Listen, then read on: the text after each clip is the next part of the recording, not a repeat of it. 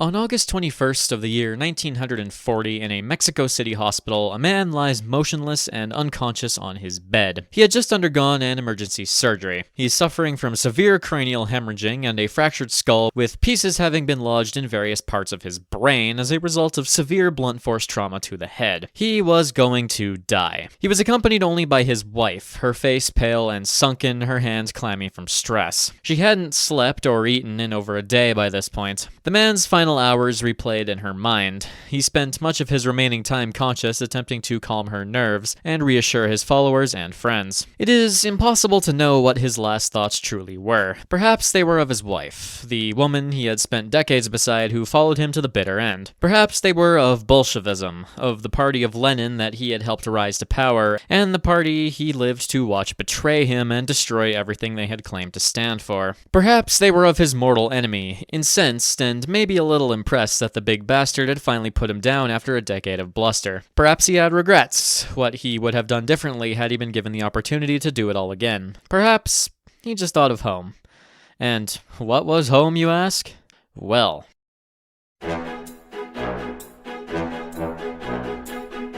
on a piece of land near the village of Berezovka, near Kherson, a reasonably wealthy Jewish family, surnamed Bronstein, was busy chilling and farming. The land had been purchased by David Leontievich for his family to settle on and work. While the Russian Empire had considerable restrictions placed on Jewish settlements, there were basically none placed on the Black Sea area specifically, for the same reasons why there were a shitload of Mennonites that we talked about during the Makhno video. Jews were not farmers, and the occupation tended to be looked down upon by city dwellers, but David Leontievich had a can-do attitude and a complete irreverence for religion or societal customs, so he made it work and made a shitload of money doing it. David's wife, named Anna, was more traditionally religious but had the benefit of being literate, which gave her a degree of understanding of the world that many rural peasants didn't have. They had 4 children before moving to the farm, with their 5th being born on October 26th, Julian calendar, or November 7th Gregorian of 1879, exactly 38 years before the fateful October.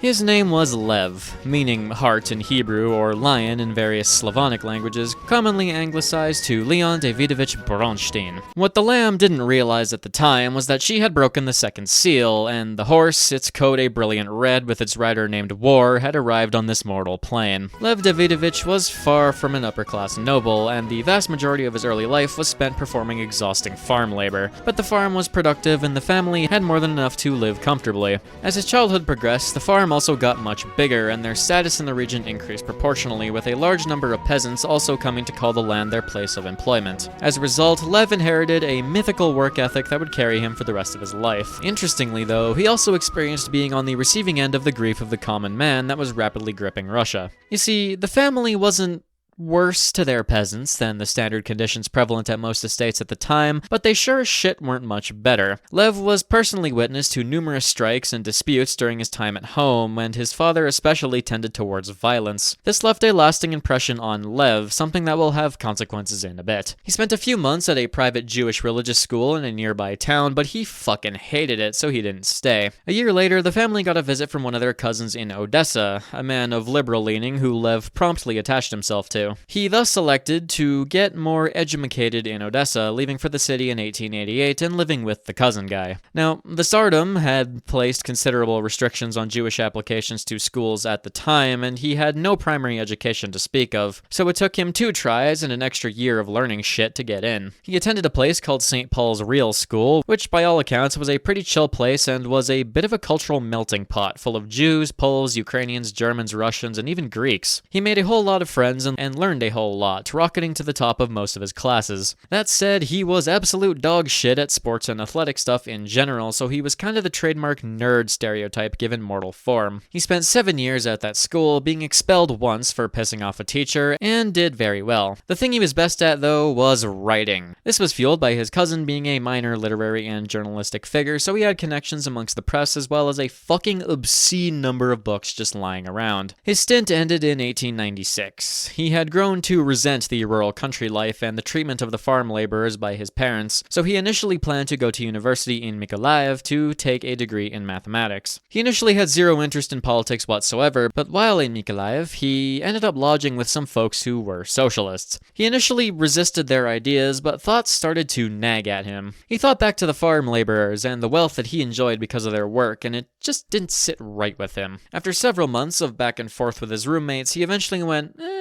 maybe I can have a little socialism as a treat. Little did he know, this little treat would cause a colossal chain reaction that would eventually lead to the rise of communism in Russia. He started attending a left-leaning book club in 1896 made up of students and assorted people calling themselves Narodniks. Oh, fuck, I haven't talked about the Narodniks yet, have I?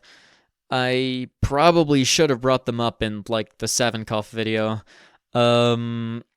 To keep it short and sweet, they were an agrarian socialist movement amongst the intelligentsia of the Russian Empire in the late 1800s. They would go on to heavily influence future Russian socialist movements, especially the socialist revolutionaries, who were a direct successor to the Narodnik movement. They are also notable for their willingness to embrace revolutionary violence. So, yeah, they were fucking socialists, basically. Anyways, Lev became increasingly involved in little socialist circles, despite the fact that the Tsardom did everything in its power to crack down on the students and the few freedoms they had. Within this study circle, there existed a woman named Alexandra Sokolovskaya. She was a Marxist. Her and Lev almost immediately locked horns because Lev was a shit disturber at heart and didn't really know all that much about the ideologies that were actually being discussed, making him fucking impossible to argue with. The fiery teenage and idealistic Lev and the older, more experienced and disciplined Alexandra were polar opposites in many ways. And so they fought and fought and fought and fought until one day, they fucked. He was far more susceptible to Marxist ideas afterwards. He became so committed to his little socialist escapade that it began to legitimately harm his studies and torpedoed his relationship with his deeply conservative father. However, it was still just a cute little study group that did jack diddly shit. But, of course, never underestimate the ability of an autocratic state to fuck up repeatedly, and after an imprisoned student in St. Petersburg fucking killed herself via immolation in 1897, universities across the empire exploded in protests. Lev, becoming an increasingly action-minded fella, saw an opportunity to help organize the Southern Russian Workers' Union in mid-1897. This would be his first true foray into revolutionary socialism. He had drifted from the Narodnik idea and shifted, ironically, towards Marxism, and as such, this little union placed heavy emphasis on tradesmen, students, and industrial workers. Lev, much like Michael Collins, quickly showed himself to be a brilliant organizer and pencil pusher with seemingly unlimited fucking energy. He wrote and designed the leaflets, the newspaper they tried to start, and basically did 90% of the work. Lev's personality also became more apparent. He was a compassionate and hardworking guy, but was also unbelievably fucking arrogant to the point of self-sabotage. They had decent reach, especially amongst the Odessa and Mykolaiv dock workers, and Lev's writing skills meant that many people took them seriously, but the organization remained pretty small. This didn't stop the cops from being the cops, though, and in early 1898, Lev and a bunch of union members were arrested on the charge of being too goofy. He spent half a year in Kherson in solitary confinement, where he nearly starved to death, got utterly infected by lice, and had to shack up with a family of particularly persistent rats. Many of his fellow union members were tortured to the point of suicide or insanity, and some were straight up murdered. Such is the way of Tsarist justice. He was then transferred to a prison in Odessa for a year and a half, where he had slightly more freedom to do shit like read and write in exchange for being interrogated every other week. While in prison, he wrote many essays and read a shitload of theory, reaching many of his own conclusions about the state of the world and its history. As such, he emerged on the other side as a full-blown Marxist. At the end of 1899, the verdict came down. Siberia. Fuck. As you may know, Siberia is unique in how much of an absolute shithole it is, so Lev would not have a good time. He first spent 6 entire months in a Moscow transfer prison, where he showcased himself to be unbelievably defiant, ending up in solitary multiple times for standing up to the warden and the guards on behalf of his fellow prisoners. He spent much of his free time comforting his fellow prisoners whenever he had the chance, and became widely respected and admired by his fellow inmates. Notably, he also shared his prison time with Alexandra, whom he would end up marrying in his cell in 1900. In essence, one of the reasons he slipped into socialism was a woman he fell for, which, I mean, he's kinda real for that, but that's whatever. His father objected fiercely, but last time I checked, he was still down in Ukraine, and therefore, what the fuck was he gonna do about it? Lev and Alexandra spent a while out in the middle of nowhere, jumping between a few different towns, before ending up at Verkholensk with very limited security and an impressive amount of freedom. Again, what are you gonna do? Walk back home? He found work as an accountant before being approached by the Social Democratic Siberian Union, a group for whom he would write leaflets and other shit. He also wrote articles and essays for a newspaper in Irkutsk for something to do. During his time out back, he also had his first two daughters with Alexandra, Zinaida and Nina. The final important thing that happened out in Siberia was him getting his hands on the writings of a certain Vladimir Lenin. Lev was intrigued by these ideas, since they largely echoed his own ideas that had been bubbling inside him since, well, Alexandra. Thus, he figured if he could get out of bumblefuck and meet with these people, perhaps he could influence some change. Alexandra encouraged him to bounce, and he did in the summer of 1902. He was smuggled out of Verkholensk in a peasant cart, literally under a pile of hay, sheltered in Irkutsk for a few days before hopping on the Trans-Siberian Rail to the west. Alexandra would also have her kids smuggled out where they would be raised by Lev's parents. She herself would remain there until 1917. Lev's comrades provided him a false passport for the purposes of fleeing to the west. When asked what his new name would be to help mask his identity, Lev inscribed the surname of a former jailer of his from his time in Odessa. Trotsky. After meeting one of Lenin's friends in Samara, he received a message from the Big Red One himself, summoning him to London for a meeting. Alright, time to give the Reds some actual agency. The Russian Social Democratic Labor Party, or RSDRP, was founded in March of 1898 in the city of Minsk. It was a merger of a whole bunch of Marxist groups, but the important ones were Georgy Plekhanov's Emancipation of Labor, the Jewish Labor Bund, and the League of Struggle for the Emancipation of the Working Class, founded 3 years prior and run by Lenin and Julius Martov. Lenin himself was not at the founding conference because he was in Siberia at the time for reasons similar to Trotsky, but as soon as he was out in 1900, he would formally join the party. These Marxist groups were themselves mergers of smaller study groups and organizations. The RSDRP was Big Tent and was unique amongst Russian socialists at the time, in that they sought to appeal specifically to the rapidly growing industrial working class, rather than the peasants like the Narodniks. The RSDRP started off great, with 90% of their leadership catching a very bad case of being fucking arrested less than a month after the party's formation. For this video, the RSDRP are our protagonists. On a brisk, foggy London morning in October of 1902, Trotsky made his presence very clear to Lenin and his wife by aggressively banging on the door for several minutes. Lenin was still in bed at this point and was more than a little miffed at the absolute lack of regard for manners, but when he learned it was the one and only Trotsky at the door, he dragged his ass out of bed and the two immediately got into it. If history has a legitimate point of timeline divergence, it was probably here. Trotsky had assembled a report on the activities of every group he had come across, as well as a scathing indictment of the decentralized nature of revolutionary parties in Russia, and Lenin was quite impressed. Trotsky was talking a mile a minute, asking 400 questions, and was laser-focused on the idea of violent revolution. And, of course, he asked Lenin what major assignment was waiting for him that he needed to hightail it to London. In truth, there wasn't one. Lenin just really liked making friends. In practice, though, Lenin saw potential in Trotsky's writing, if nothing else. He was quickly brought on board as a writer and editor for Iskra, the paper of the exiled party, a task he took to with his usual prosaic brilliance. During his time in London, he shacked up with Julius Martov rather than Lenin himself, which would inadvertently influence Trotsky in the extreme long term to shift away from Lenin, but that's for a bit later. Funnily enough, Trotsky also met Plekhanov in London, and they did not like each other. Plekhanov basically went, "This bitch stole my whole fucking flow," and wrote him off. He called Trotsky's writing childish and needlessly creative, calling him too young and all sorts of other shit. Lenin also clashed heavily with Plekhanov and Martov because leftist infighting meme.jpg.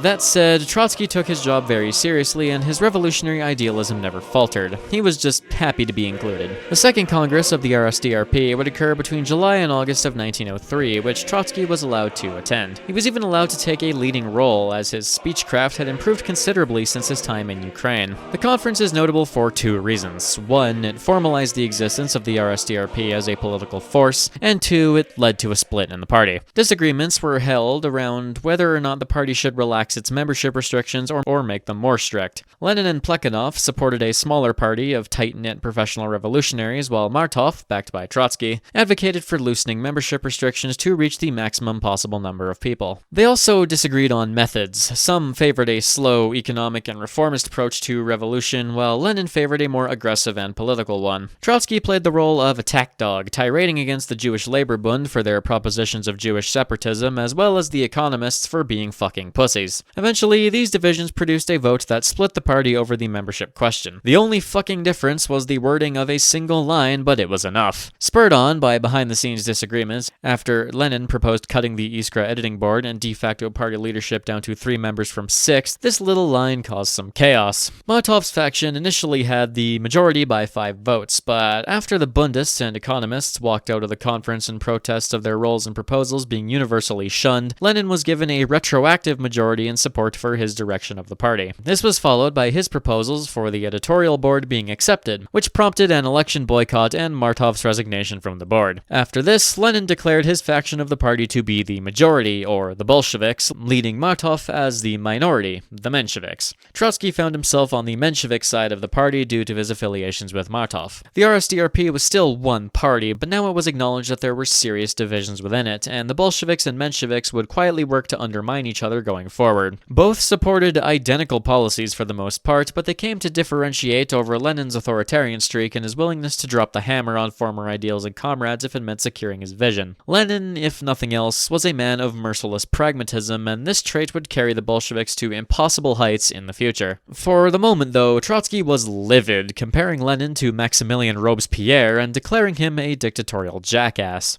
During this whole ordeal, Trotsky also had the opportunity to explore Europe a bit, ending up in Paris, where he would meet the woman who would become his second and final wife, Natalia Sadolfa. She was from Kharkiv, and was the daughter of a noble family turned revolutionary, being kicked out of her school for disseminating radical literature. This created issues by virtue of him legally remaining married to Alexandra, and her being the mother of his first 2 children, but nobody involved seemed to mind all that much. I don't know, it's complicated. His tour of Western Europe was defined by lectures and meetings with other high-profile socialists, and he was beginning to make a name for himself. In September of 1903, a meeting of Mensheviks was held in Geneva with Trotsky in attendance, and a shadow central committee was set up, which Trotsky was on. This was followed by Plekhanov getting cold feet, dodging the split by inviting the Mensheviks back to the editorial board of Iskra, causing Lenin to resign. But then, Plekhanov demanded that Trotsky fuck off too, and after he resigned again, Trotsky was essentially booted from Iskra in April of 1904 because the Mensheviks didn't want to piss off Plekhanov. I love party politics, it's my favorite thing ever. The Mensheviks very quickly slid towards the center, beginning to advocate for an alliance with Social Democrats and liberals against Tsarism, which started to drive Trotsky, who ironically had similar views to Lenin regarding the moderates, further from them. That all said, he was kinda on his own for a while because of all this. He charged Lenin with Jacobinism as a tyrant in the making, and accused him of abandoning Marxism in favor of his own personal power grab, using every insult in the book short of saying he fucked Lenin's mom to describe him. Trotsky was still very pro-democracy at that point, and the idea of proletarian dictatorship vexed him considerably. This proletarian dictator would betray the revolution, finding enemies where there were none, cutting the revolution off from the rest of the world, establishing their role as higher than that of their comrades in committee, and suppressing the free flow of ideas.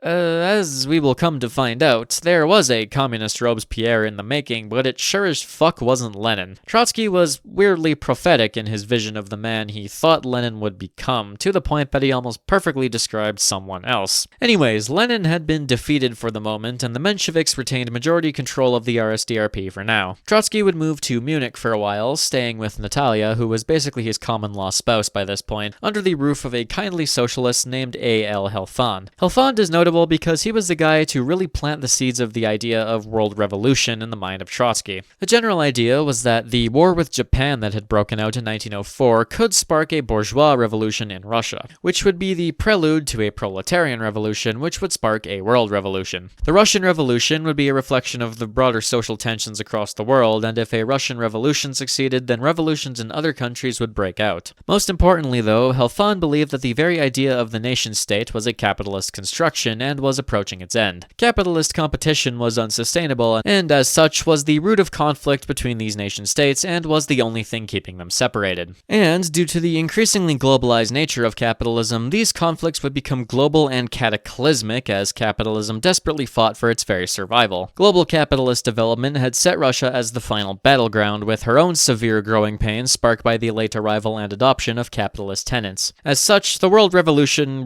would begin in Russia. These ideas ideas triggered something in Trotsky's brain, and they served as the basis point for his own ideology going forward. Meanwhile, back in Russia, Helfun was seemingly being proven correct in real time. Boris Savinkov and his boys had just assassinated Vyacheslav von Plehve, which, combined with Russia getting its ass beat by Japan, set off a series of events that led to a considerable upswing in liberal and socialist ideas in the country. Then shit got real. In January of 1905, Father Gapon marched in St. Petersburg, leading to a massacre and the prophesied bourgeois revolution. Sensing an opportunity, Trotsky decided to head back to Russia to help out in whatever way he could. He arrived in Kiev in February, where he hid for a while and aided some revolutionary cells in the region before moving on to St. Petersburg in the spring. 1905 was very much a bourgeois revolution, to use his own words. The socialists, with the exception of the SRs, were pretty quickly defanged by the authorities, and as a result, the political initiative was largely retained by the political liberals, and the pendulum wouldn't swing back towards the left until later that year. Thus, for the moment, Trotsky was kind of just mulling around, writing appeals to the masses, dissing the shit out of Milyukov, and organizing to the best of his ability. This is where the first cracks in his Menshevism begin to show. He was a strong supporter of armed revolution as quickly as possible, whereas the Mensheviks at large were more passive in their belief in slower growing but popular and broader revolt. After his wife was arrested at a protest, and he himself was almost offed by a double agent in the St. Petersburg organization, he fucked off to Finland until October. He would return to the city after a massive general strike broke out in the capital, leading to a spontaneous creation of the Soviet of Workers' Deputies at the Technological Institute building, or, as we will refer to it for the sake of consistency, the Petrograd Soviet. Or, I guess, St. Petersburg Soviet for right now. Trotsky sensed an opportunity and immediately wormed his way in. Initially, the SRs and Mensheviks sent representatives, but the Bolsheviks refused, as Lenin figured everyone should accept the Bolshevik party line first. There would be no room for moderation in Lenin's revolution. This prompted Tsar Nicholas to have a panic attack, issuing the October Manifesto, which in turn prompted an explosion of celebration. Trotsky had been swept up in a crowd, which made their way to the university, where he found an opportunity to speak, railing against the government and the manifesto as a simple attempt at placating the righteous fury of the masses. And, while it went over the heads of the crowd, he also alluded to the problems the revolution was about to face, specifically those of the army and the liberals. Without a revolt of the army, the unarmed and unorganized workers wouldn't stand a chance, and without a revolt of the liberals, the Tsardom could hide behind the veneer of conciliatory legitimacy. Furthermore, the socialists were at the moment not powerful enough to seriously influence things just yet. For now, they worked together to somewhat mitigate this, but it would take considerable changes in broader Russian society to seriously challenge the established order. Trotsky became a de facto voice of the Soviets, but he was preaching moderation and reasonability, calling for an end to the general strike and a political regrouping. He advocated a weakness that is kind of surprising in hindsight, but Trotsky knew at the time that conceding ground now was the only way to prevent a brutal crackdown. However, he was also advocating for, once a firmer position had been established, violent revolution and the complete demolition of the Tsarist autocracy rather than just reform. He didn't want a strike because strikes were fucking useless unless they led to violent revolt. He had so much influence that the cadets assigned his brand of socialism a derogatory nickname: Trotskyism. Oh, and he also was editing and publishing papers during this time. He had a hell of a work ethic, what can I say? Of course, though, this couldn't last. The seeds for popular revolution had not yet been sown, and as such, attempts to organize something of that caliber fell flat. The Tsarists had stepped up their crackdowns, arresting hundreds of people through November, and on December 3rd, they raided the Soviet proper. The Soviet was in the middle of a session, so the first officer to enter the room was struck by the complete lack of resistance and the sheer aura of Trotsky, who told the cop to wait for the guy who was speaking to finish, make his statement for the record, and then told him to leave. And the cop left! Balls of fucking adamantium. You wish you had as much conviction and self-confidence as this Colonel Sanders-looking fuck. This gave them time to destroy documents and come up with a plan. They were all promptly arrested afterwards. So, Trotsky was in jail again. While waiting for trial, which he planned to make an absolute scuffle of to achieve political brownie points, he mostly just continued to read, write, and consolidate his ideas. What's important for right now is that Trotsky developed his belief in the inevitability of socialism in Russia. He specifically focused on the nature of Russia's development. By being big and empty and almost entirely rural, and the fact that the country still practiced serfdom while other countries were fighting fully industrialized wars, Russia kinda skipped the bourgeois middle class of craftsmen and intellectuals gradual stage that would lead to the rise of liberalism in any meaningful way. Instead, the late industrialization without that moderate capitalist middle ground meant that the industrial working class proletariat that was emerging rapidly would almost immediately be susceptible to socialist ideas. The failure of 1905's bourgeois revolution occurred precisely because the liberal elements of Russian society were functionally stillborn. The only group that could truly lead the people of Russia against the Tsar and his autocracy were the workers. Trotsky very much didn't give the peasantry very much agency, and this will be a theme that continues going forward. And, of course, in order for this proletarian revolution to succeed, the Russians would need the aid of the international proletariat, i.e., once the revolution began, it would need to be carried into Europe to survive. The revolution must be permanent, if you will. If socialism in Russia was relegated to Russia, then the revolution would die with a whimper. I hope you know what I'm foreshadowing here. Anyways, he wrote these ideas down, but they didn't reach a wide audience because he was, in fucking prison, don't forget. His trial came in September of 1906, which turned into multiple weeks of absolute tomfuckery. It was actually a public trial, and the public made their displeasure of the arrest of these Soviet members very clear. Trotsky's calls for moderation during the 1905 shit show ended up saving his ass, as he could stand up and proclaim that no attempts to operate as an insurrectionary government occurred. By this point, he was a brilliant and talented speaker, and his impassioned words brought the prosecution to tears in some instances. After a former St. Petersburg police chief came forward and said the Soviet wasn't doing anything wrong, the group was found not guilty on the charges of insurrection. However, Trotsky and 14 others were still found guilty of being cringe, and were still sentenced to life in Siberia. Again. All that shit just to end up right back where he started. Yippee. His destination was the village of Obdorsk, a quiet little place in the middle of absolute nowhere oblast. However, when he reached Berezov, a sympathetic doctor taught him how to give himself sciatica so he could stay there. He struck a deal with a local peasant of Komi descent where he would serve as a guide and provide literal reindeer for transport, and one night he left.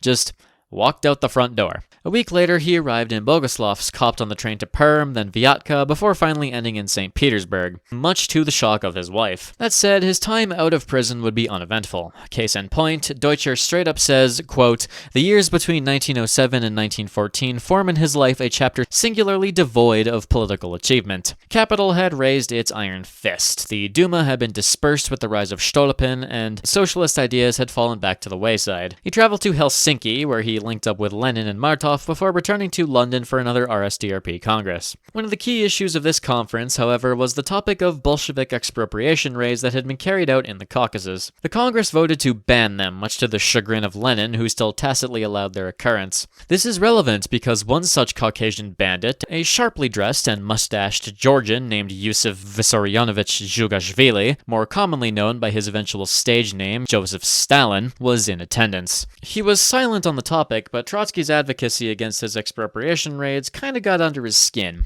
Just a little. Anyways, in the summer of 1907, Trotsky lived in Berlin with Natalia and his newborn kid, Lev, before moving to Vienna where he had another kid, Sergei. For the first time in a while, Trotsky got to live a normal life. He was a caring husband and father, and the family had enough to get by. He also helped his wife pursue her passion for art, and overall was a solid family man. In the meantime, he moved in the circles of the Austrian Social Democrats and became a bit of a socialite. Since it's, fucking Vienna. He didn't really enjoy the stuffy and academic nature of the Austrian socialists, though. Coffeehouse socialists they were, and Trotsky fucking hated coffee. However, he liked the vibe of European socialism, and he hoped that socialism could drag Russia out of poverty and backwardsness, and allow her to take a seat at the table of European culture. The Bolshevik-Menshevik split was formalized in early 1912. A conference was held in Prague where Lenin loudly declared that the Bolsheviks were now their own separate party, and that the Mensheviks were a bunch of fucking pansies. After this, Trotsky threw up his hands and just started taking the piss out of absolutely everyone. In the meantime, he explored the Balkans a bit to meet with socialist factions, and had first-hand witness to the Balkan Wars, which was fun. He wrote many essays on the Balkan shit show, and perhaps for the first time acted as a regular journalist, even interviewing basically the entire Serbian government at one point. He ended up getting into some hot water over his reporting on Bulgarian war crimes, and as such, he was declared the enemy of the Bulgarian people until the Second Balkan War, when he turned into the strongest Bulgarian patriot. He also did a lot of analysis of the state of the workers and peasantry of these countries. His coverage brought him far more global renown than his previous escapades. Anyways, it's time for World War I. won. The war threw the mother of all spanners into the socialist movements of Europe. For many of them, the idea of revolution and solidarity instead of peaceful reformism within the system was so far removed from what they actually stood for that when the time came and the blood began to flow, they found themselves entranced by it. Many of them immediately concluded that the most progressive thing that could be done was to destroy whoever their big enemy happened to be. Very quickly, the Second International dissolved under a tide of nationalism as the big socialist parties in the belligerent nations started advocating for the annihilation of those that had been their comrades mere weeks before. The Russians were not spared this. The SRs in particular threw their hat in on the side of the Tsardom that had spent the last decade doing everything in its power to crush them, and many of the Mensheviks that remained in Russia also took a pro-war stance. For Trotsky, this was the final nail for socialist reformism. Only an honest death could save them now. On War's Eve, he was still in Vienna, where he was made very aware that he was going to be interned for being from Russia, and as such, he fucked off to Switzerland. While there, he published a pamphlet that was vehemently anti-war, but believed that conflict would inevitably bring about a mass revolution. After Switzerland, he moved to Paris, no doubt brushing shoulders with Savinkov at least once. Lenin, Martov, and Trotsky all finally had something they could agree on for the moment, and as such, Trotsky set to work as an editor for the Menshevik paper and as a correspondent for a Russian one. The Menshevik paper was called Nasze Slovo, and the list of people associated with it is legitimately fucking hilarious. The chief organizer was Vladimir Antonov Ovsienko, who you may remember from the previous video set as Guy Who Invades Ukraine. Anatoly Lunacharsky, the guy who, in simplified terms, saw Marxism as a veritable new religion for the working class, was also a contributor. There was also Solomon Lazovsky, a big trade union guy who will hold a very dubious distinction in about 40 years. There was also Angelika Balabanov, a half-Italian, half-Russian communist who, in one of the wildest historical butterfly effects of all time, is indirectly responsible for the rise of fascism by helping an up-and-coming socialist named Benito Mussolini, who she was friends with at the time, get on his feet back when the pair were both members of PSI. The list is rounded out by the likes of Grigory Sokolnikov, Karl Radek, and many others. Many of these people will come up again, so remember their names. Notably, many of these people were Bolsheviks, which caused issues, but it's fine. Anyways, in September of 1915, Trotsky took part in the Zimmerwald Conference, a big meeting of socialists that wanted nothing to do with the old Second International. This is where Lenin really becomes a big guy, and he very confidently declared that the ideal outcome for this great war was everybody losing, and the people rising up and bringing the house down. This was not necessarily a popular stance, but it got everyone talking. Afterwards, Trotsky would draw up the now famous Zimmerwald Manifesto, which formally condemned the war and split the socialist movements of Europe, and laid the groundwork for the Third International. In the meantime, Trotsky was gradually warming back up to Lenin, both at the urging of his Bolshevik friends on the paper and the defection of the SRs and moderate Mensheviks to the pro-war camp. They still didn't like each other, but they became closer out of sheer necessity. Afterwards, Trotsky spent a long while as a war correspondent to keep busy. He also read a shitload of military theory, and as such started to develop an understanding of military strategy and tactics, going as far as to write several essays and semi-autobiographical novels about the Great War. He was able to see the bigger picture as to why the Western Front had devolved the way it did, something that will be relevant in a few years. Eventually, the French had enough of Trotsky's shit-stirring and shut down the paper, before throwing him out of the country in late 1916. They didn't like his opposition to the war, and the Russian government had started bitching. He ended up deported to Spain of all places, where he was promptly arrested, but released after he threw a hissy fit and the socialists in the country threatened measures. He mulled about for several weeks doing jack shit because he knew exactly zero Spanish before he finally boarded a ship bound for the United States. 1917 was one of history's defining years, and for Trotsky, it started in fucking New York, perhaps as far as physically possible from where the action would actually occur. He was supported by local socialist communities who were absolutely awestruck by the guy, and he made a modest living giving lectures and continuing his journalism. He worked for an émigré paper that was hosted by Nikolai Bukharin, adding to the list of major Bolsheviks he now happened to be acquainted with. By the time March rolled around, scattered reports of something big occurring back in Russia began to reach him. The February Revolution, a bourgeois revolution. Gentlemen, it is happening. The first government of Lvov and Milyukov he did not hesitate to criticize, especially their decision to continue the war. Trotsky also turned on his former comrades in the Mensheviks. When the Petrograd Soviet declared its support for the provisional government, he lost his shit. What he was stoked about, however, was news of a general amnesty of political prisoners and emigres, meaning he could go back to Russia. So, in late March, he hopped on a boat bound for home, only to stop in Halifax tracks and be arrested by British naval authorities and sent to a prison camp near Amherst. He sat there for the entire month of April, converted every imprisoned German sailor to the cause of socialism, and then was finally released when the provisional government lobbied on his behalf. He finally arrived in Petrograd on May 4th, 17th, to a hero's welcome and a jubilant crowd carrying red banners. History was happening, and Trotsky would be at the front of it. He sat his family down, which, by the way, had been following him around this entire fucking time, and hightailed it to the Petrograd Soviet. Trotsky's role as leader of the 1905 Soviet brought him considerable clout, and at the request of specifically the Bolsheviks, he was placed on the executive council, but without the right to vote. Trotsky was a Menshevik, but based on how the Mensheviks were talking about him, you wouldn't know that. For now, the SRs and Mensheviks were a majority in the Soviet, and Trotsky would play nice, but despite attempts to keep him down, Trotsky would prove to be the most politicking motherfucker in human history. Meanwhile, the provisional government was, not doing good. The April crisis, a month prior to Trotsky's return, had collapsed the first government of Lvov, after a communique from Milyukov that declared the government's continued support for the war, and also declared that Russia still wanted to gain land from the war, which by this point most people did not fucking want. Government collapses, Milyukov fucks off, now the SRs and Mensheviks are in government, and Alexander Kerensky is now Minister of War. Trotsky was not necessarily happy with this arrangement. To him, they were propping up a government that was actively betraying everything they stood for, and who else agreed with him but the Bolsheviks, who were beginning to gain considerable popular support out of this whole ordeal. They still refused to compromise, which was something that people were starting to notice. Later in May, Trotsky and Lenin met for the first time since the Zimmerwald Conference. What was learned during their meeting is that Lenin and Trotsky's ideas about the future of socialism had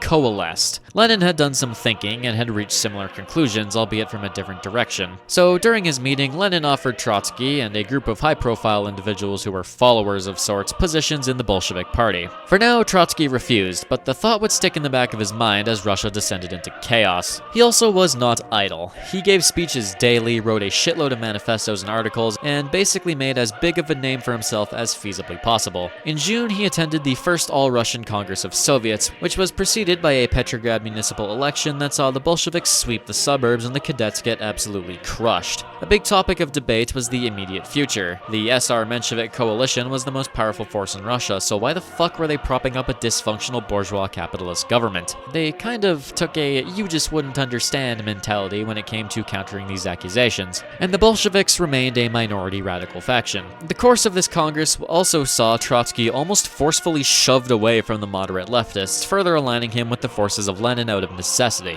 The Bolsheviks, meanwhile, saw their general popularity explode rapidly off of this whole shit show. Many of the workers and soldiers now saw them as the only guys actually willing to act rather than sit there and waffle about with the cadets. Pretty soon after, the July days happen. The Kerensky offensive fails horribly, living conditions spiral downwards, and plots for violent revolution occur. A mass movement springs up in early July that the Bolsheviks initially tried to keep contained since Lenin figured they weren't ready for a revolution yet, but the popular mood was fucking angry. Trotsky had to desperately convince a massive mob to not lynch Viktor Chernov, the SR leader, after they had found him. Eventually, troops from the front arrive to disperse the protesters and a bunch of people get killed, with the Bolsheviks reluctantly disavowing them. Lev Kamenev, Antonov Ovsienko, and a large number of other Bolsheviks were promptly arrested, and Lenin would go into exile in Finland with Grigory Zinoviev to avoid the hammer. Trotsky came out publicly to defend them, for which he was also arrested, along with Lunacharsky. He was shoved in the same prison that he was sent to in 1905 because history is fucking hilarious. Trotsky did what he did best, which was write and bitch as loudly as possible.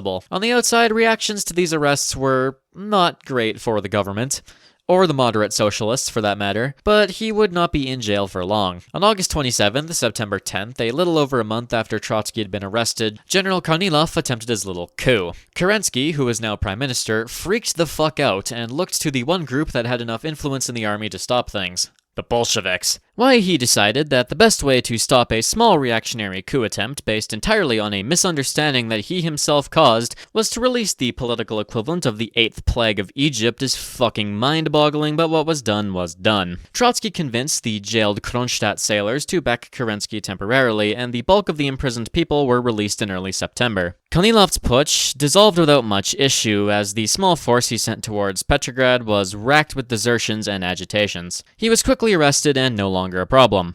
New problem.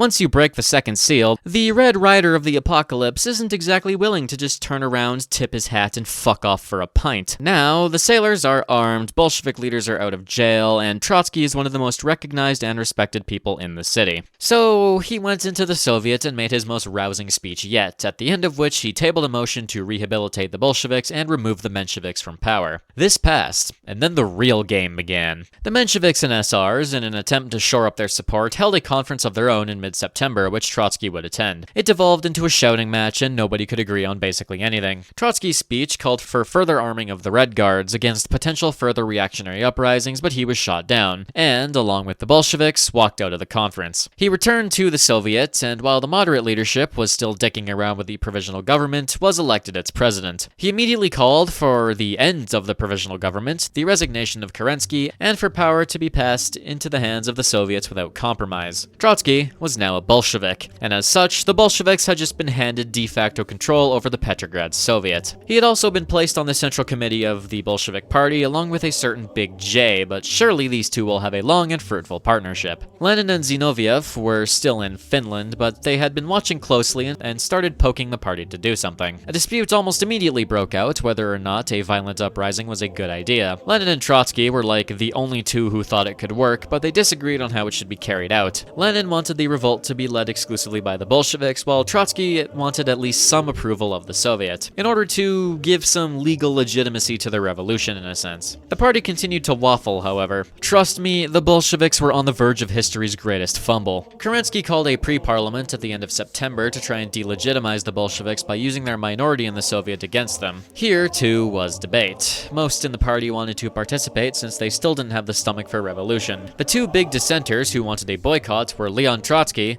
and Big J Stalin. Stalin and Trotsky are prime enemies to lovers bait, and yes, I will die on that hill. Eventually, Lenin would convince the party to boycott, and Trotsky went on October 7th to announce this fact, while also addressing the workers and soldiers to be ready, just in case. A couple of weeks of shenanigans ensue. The Soviet establishes a military revolutionary committee, which Trotsky managed to weasel his way into leadership of. Eventually, on October 10th, Lenin returns from exile and basically says, "Guys, it's now or fucking never. We have done nothing but bitch and whine for 15 fucking years. We must rise with the tide of history or we will drown in it." He then fucked off again, but things had been set in motion, and the Bolshevik leaders voted narrowly in favor of an uprising. Zinoviev and Kamenev led the opposition to revolt, but who really gives a shit what they have to say? After word reached Trotsky that the pro-Bolshevik Petrograd garrisons were refusing Kerensky's orders to leave the city, the time had seemingly come. On October 21st, Trotsky secured the formal support of the regiment committees in the Soviet, in effect turning the army against the government. By the morning of the 23rd, a plan had been settled on by Milrevkom, a quiet and relatively bloodless coup of the city, taking its key installations and securing the loyalty of the garrisons, which Trotsky managed to do by using his silver fucking tongue. Yakov Sverdlov, basically Lenin's right-hand man, did most of the logistical planning, having been the guy behind most of the weapon smuggling operations up to this point, and he and Trotsky would work very closely in the coming days. All Kerensky needed to do now was give them a reason.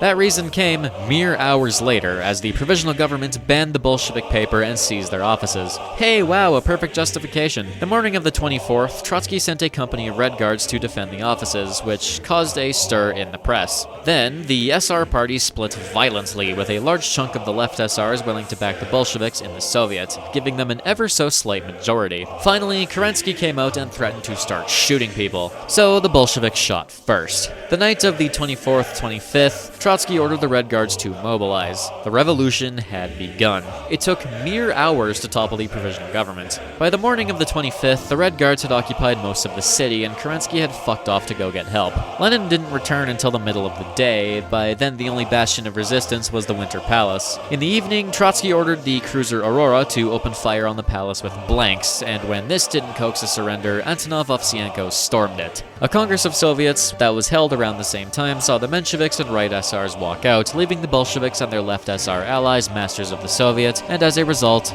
masters of Russia. The Bolsheviks wasted no time shoving through their policies, with the decree on land abolishing private property and ordering the redistribution of land to the workers and peasants, and also began sending out peace feelers. Not going to go in depth about Bolshevik policy because, but if something is super relevant to the plot, I'll bring it up. What they succeeded in doing was securing the support of the workers and peasants, at least for now, giving the Bolsheviks a base on which to build their new state. But of course, they had to move fucking fast. The new government established itself in the form of the Council of People's Commissars, or Sovnarkom. Trotsky would become the first foreign affairs minister. Other big folks made appearances as well, with Lunacharsky in education, Alexei Rykov in internal affairs, Big J in nationalities, and Antonov Ovsienko running the war department, along with a triumvirate of Pavel Dybenko, Nikolai Podvoisky, and Nikolai Krylenko. Sverdlov assumed the position of chairman of the Central Executive Committee of the Russian SFSR, making him de facto head of state, with the other members of this committee being Lenin, Trotsky, and Big J. Absolutely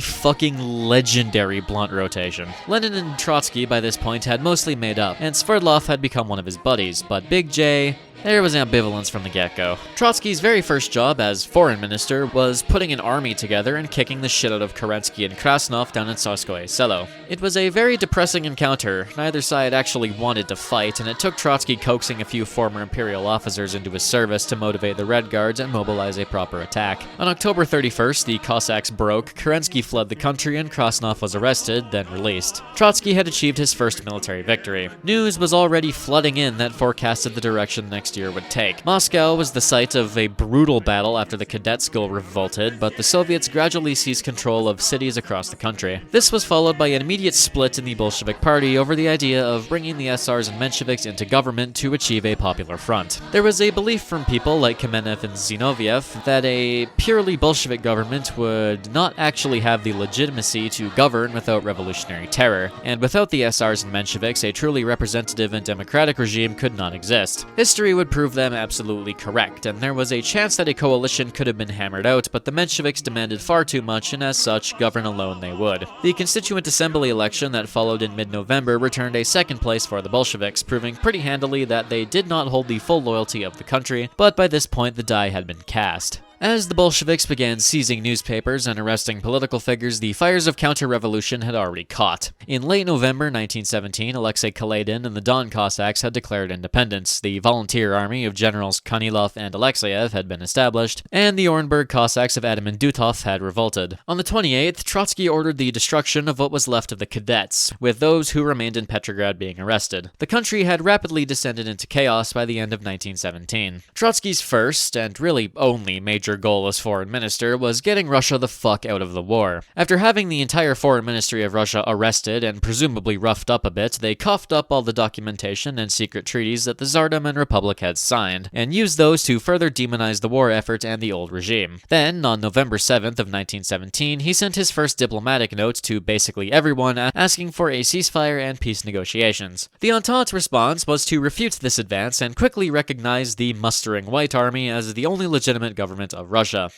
Great. The Germs, meanwhile, went, fuck yes, finally holy shit, something goes our way, and quickly offered talks. The chief of staff, Nikolai Dukhonin, refused to open talks and was promptly assassinated by some Red Guards, with Krylenko replacing him. The first round of talks went bad, but the offer the Germans gave wasn't actually that harsh. Trotsky really wanted to not get absolutely dogpiled by the Entente, so he A, wanted the temporary truce extended to give them an opportunity to stop snubbing him, and B, also wanted to make the Germans not moving troops west to be a condition of the armistice. The Germans promptly went, well, you all ain't in a position to bargain, and threatened to start moving again. The issue was, the Bolsheviks didn't actually want peace. They wanted peace, but they didn't want a peace deal. They were gambling on the stopping of hostilities, whipping the soldiers into a frenzy, and triggering revolutions in the West. This obviously didn't happen, so Trotsky kinda just played cat and mouse for a month at Brest-Litovsk, trying to get a peace where Russia didn't lose anything. Peace without annexations and all that.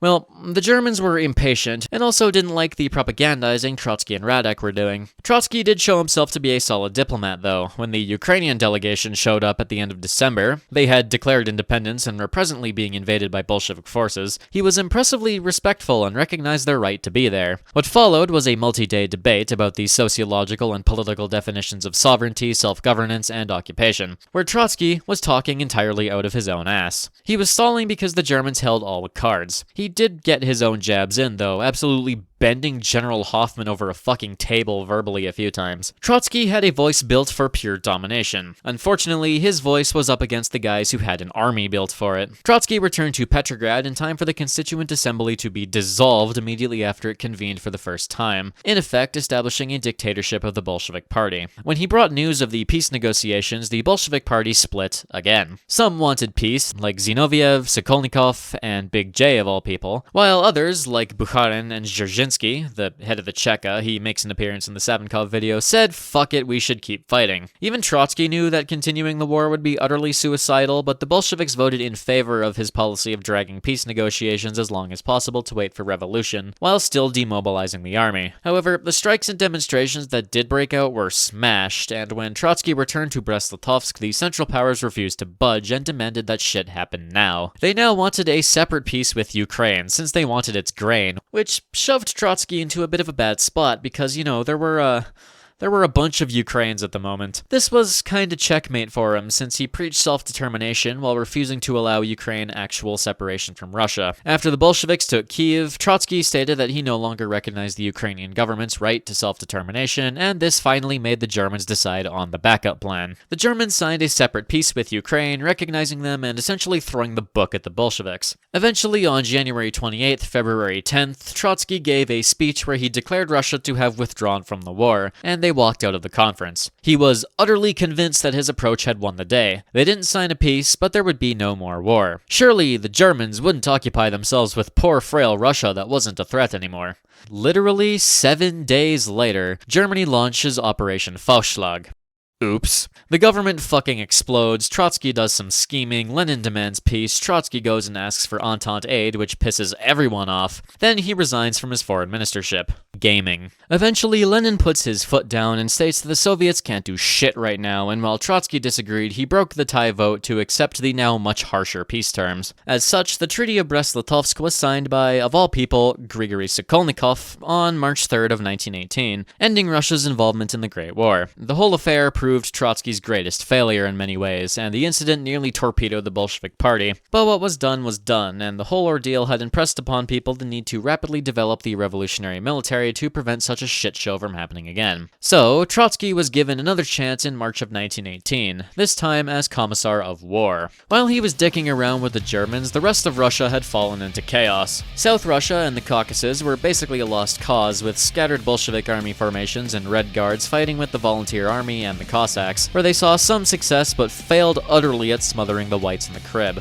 The Kuban Ice March was more of a draw than a victory. Red Finland had also been destroyed, triggering a movement of government facilities to Moscow. The Entente had invaded various places, Central Asia fell into anarchy with Bolshevik formations clinging to major cities and transportation networks, and Siberia was in the process of revolting against Bolshevik rule. The demobilization of the army was a political move as much as it was a strategic one. Those formations left over from the old Tsar's army were functionally impotent. The singular regular army formation that was still reliable was the Latvian Riflemen, who, in all honesty, are a character in and of themselves. Commanded by Jukum Vatsietis, they would come to be a big part of Trotsky's military escapades, retaining strong discipline and combat effectiveness for the entire conflict. Meanwhile, while the Red Guards were fanatical and there were a lot of them, they were still just untrained militia that were undisciplined. And of course, various bands of partisans and Bolshevik-aligned warlords did exist, but these too were undisciplined and poorly equipped. There was also the problem of Bolshevik policy. They had spent the past year encouraging the soldiers to revolt, disobey their officers, and put down their arms, and they wouldn't exactly be keen on a policy reversal. Trotsky was shown this, and with his exactly zero combat experience, was told to build a new army from it. That said, he could rely on his prior experience on the Western Front and the Balkan Wars, so he had a general idea of what worked and what didn't. His very first goal was creating discipline. The first thing he did was formally abolish the system of elected officers. Then he looked to the one source of skilled military personnel that still existed, old Tsarist officers. This guy, we're gonna call General Bonk, was among the first to offer his services, with Trotsky immediately appointing him to several chief of staff positions and tasking him with organizing a general staff. Other officers would follow, most notably a young Mikhail Tukhachevsky and an equally young Georgy Zhukov, and in 1918, over 3/4 of the Red Army command was former Tsarist officer, a number that would shrink to only 1/3 by the end of the war. This was not a popular decision amongst any members of the Soviet, but Trotsky defended the policy by basically going, "Look,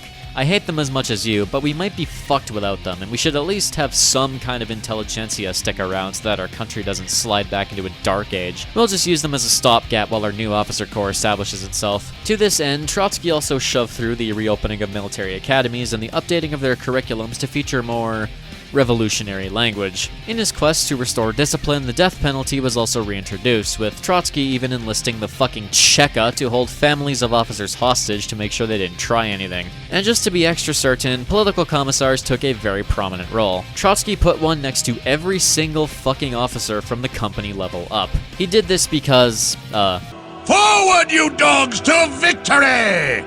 After Makhno's visit to Lenin in June, the Red Guards and partisans were disbanded to be replaced by a centralized and professional army. Red Guard formations remained, specifically in places like Ukraine, but for the most part they had been absorbed. This was also unpopular, but again, Glory for the first man to die!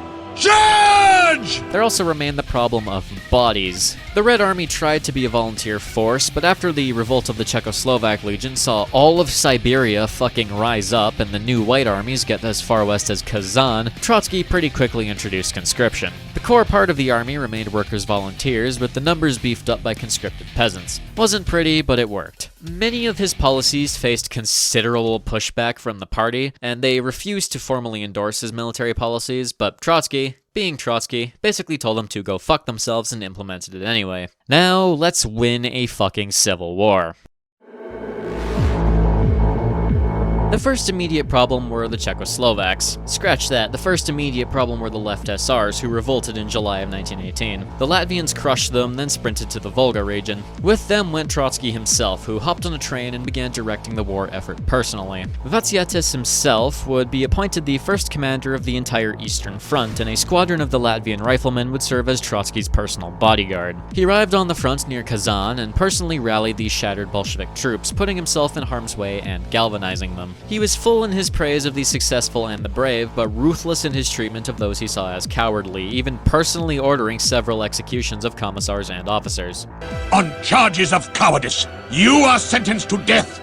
He had Kazan shelled into oblivion, and the city was taken on September 10th. 2 days later, Tukhachevsky captured Simbirsk. These victories caused morale and recruitment in the Red Army to soar, and gave him some officers with actual military experience that he could form a strong general staff with. Trotsky did need to return to Moscow for a while since Lenin had been shot, but afterwards headed to the Southern Front. He got into a spat with Voroshilov, who refused to follow orders and implement the reforms Trotsky wanted, and then got into a spat with Big J as a result. This came with a very public humiliation of the so-called Tsaritsyn group, aka the bushy mustache clique, basically Big J and his lackeys like Voroshilov and Budyonny, and they never quite forgave him for it. They fired back and did everything in their power to try and get Trotsky kicked out of office, but for now he remained. In November, the German and Austrian empires died, and Brest-Litovsk was annulled. Most of the Bolshevik leadership, including Lenin, went, "Okay, the whites are consolidating, so we should leave Ukraine to its fate for now and focus on beating our enemies over here." To which Trotsky responded, "Oh, by the way, I'm invading Ukraine. Was I not supposed to do that?" By February of 1919, large swaths of the country were once again occupied. He was supposed to attend the 8th Party Congress in March to again lobby for full implementation of his reforms and to get them to stop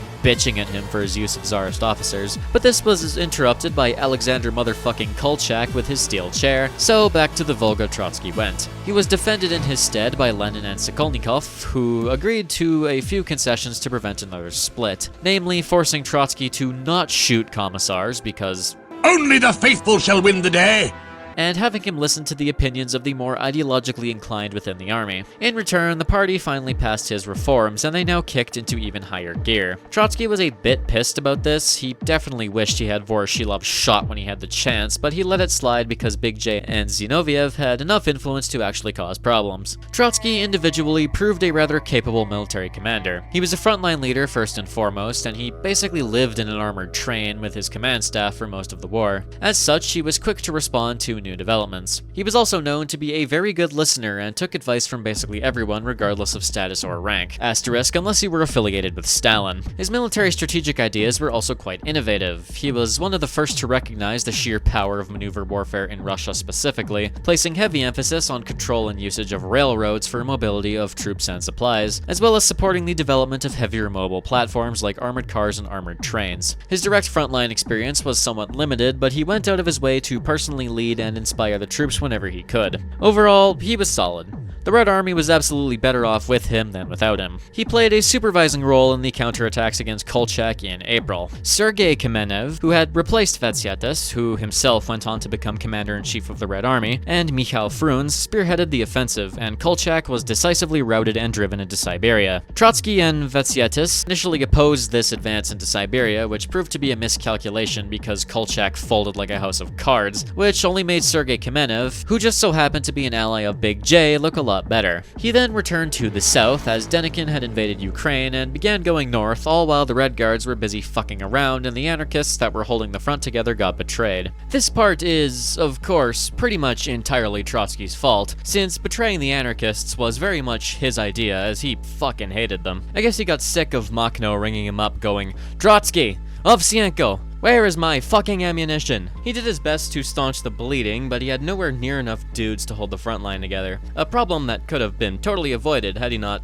betrayed the anarchists, but what's done was done. This gave Big J a chance to lobby for Kamenev to be made chief of staff, and this was accepted, which was a serious political blow to Trotsky. Trotsky's allies on the general staff were also then purged and replaced, which nearly caused him to resign his post as Commissar for War, but Lenin himself convinced him to stick around. He then got into a disagreement with Kamenev over the first counteroffensive against Denikin. Kamenev wanted an attack through the Don Valley towards Tsaritsyn, while Trotsky figured an attack to retake Kharkiv in the Donbass would be smarter as a defense against an attack on Moscow. The Politburo agreed with Kamenev, and in August the attack went off and promptly failed, ending in slaughter and opening the Reds up to a white counterattack.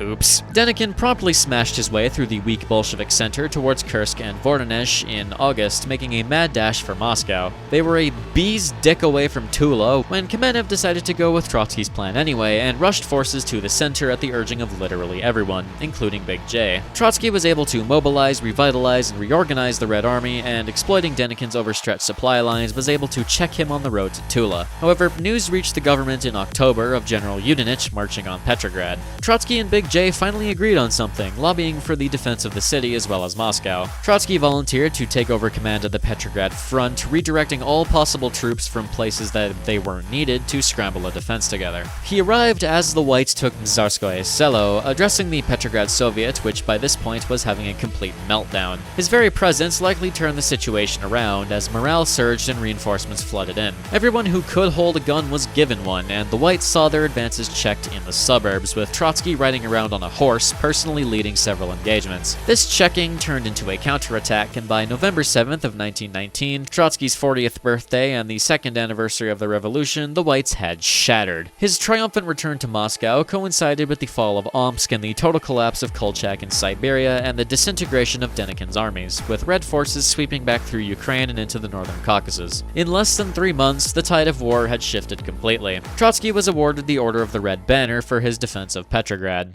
There was a degree of optimism going into 1920. The Whites were functionally beaten, and everyone assumed a demobilization and shift away from terror would follow. Of course, though, this wouldn't happen. But the situation had seemingly concluded to the point that Trotsky and the Bolshevik government turned to the export of revolution. Much of the lands of the former Central Powers had been engulfed in revolutionary violence following the end of the Great War, which the Bolsheviks believed predicted the eventual prophesied European Revolution. This, as we know, was a major screw-up in policymaking, as by 1920 these European revolutions had largely been crushed. Trotsky started coming up with goofy plans like invading India and China to aid revolutionaries and empower Soviets in these places, which would happen but not until after his death, but eventually settled back on Europe. In January, Trotsky told the Politburo that he figured Poland was gearing up for an attack. When in March they did attack, he saw an opportunity to carry the revolution west to aid the workers of Germany and Europe. By April, the Poles had taken Kiev, and then the war got really fucking goofy, because now the forces of Russian reaction started supporting the Bolsheviks because they were all racist towards Polish people. Trotsky saw this and went, "Oh, oh no, and did his absolute best to silence this part of society, snubbing generals and shutting down periodicals and severely cracking down on ill treatment of Polish prisoners. For Trotsky, the people and soldiers were never the problem, they were simply led astray by the ruling classes, and a chauvinist Russian socialist state would severely hinder its internationalist aims. Trotsky himself didn't play a huge role in this conflict, and if you want the dirty details, I have 3 videos that go in depth about it. However, he did have a few unique views about the conflict. For one, he actually supported the first British peace offer that came in July of 1920, and when Red Army troops reached the rough proposed demarcation line, he attempted to have them halt, something that Lenin bit his head off for. Trotsky figured that invading Polish soil would only galvanize them, the Polish workers and peasants seeing the Red Army as a conquering force, not a liberating one, and no Polish revolution would occur. Trotsky supported internationalism and world revolution, but he believed that this revolution could not be imposed upon the world by force of arms. The only thing this would do is create resistance and justification for reactionary elements to drive people against the cause of revolution.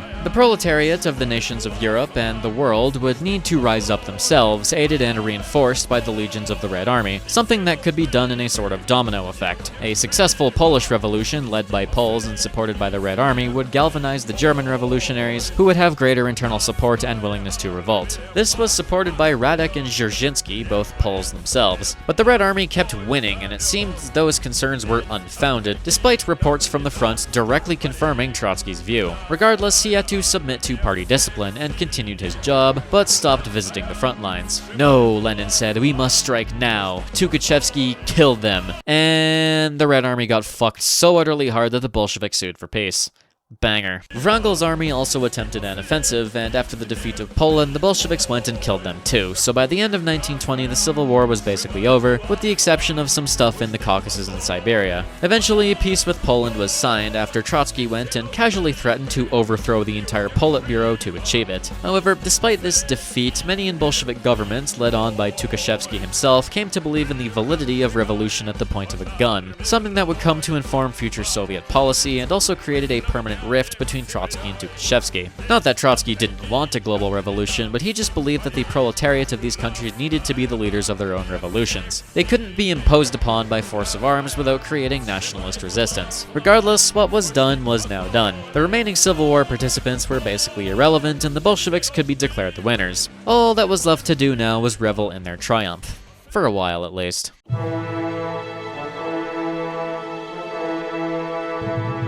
Now for the hard part, actually building communism. The Civil War and the policy of war communism that came with it had caused the near total destruction of industry and resource extraction, an agricultural collapse, severe hyperinflation, and the total death of what remained of the Russian economy, replaced by a pervasive black market. In 1921, famine struck, affecting upwards of 40 million people, decimating the countryside and triggering a massive population reshuffling. The industrial working class had been decimated, with many industry specialists scattered far and wide, replaced by illiterate countryside laborers who engaged in a mass exodus to the towns looking for work. The intelligentsia and bourgeois had functionally ceased to exist, leaving the nation shattered. Deutscher writes, "The proletarian dictatorship was triumphant, but the proletariat had nearly vanished." Obviously, this needed a fix and fast. Trotsky began 1920 by getting into some controversy over a thesis he had sent to the Central Committee that Bukharin had published publicly by mistake. His proposed solution was a little thing called the militarization of labor, the idea that you can treat a factory worker or a farmer the same way you can treat a soldier.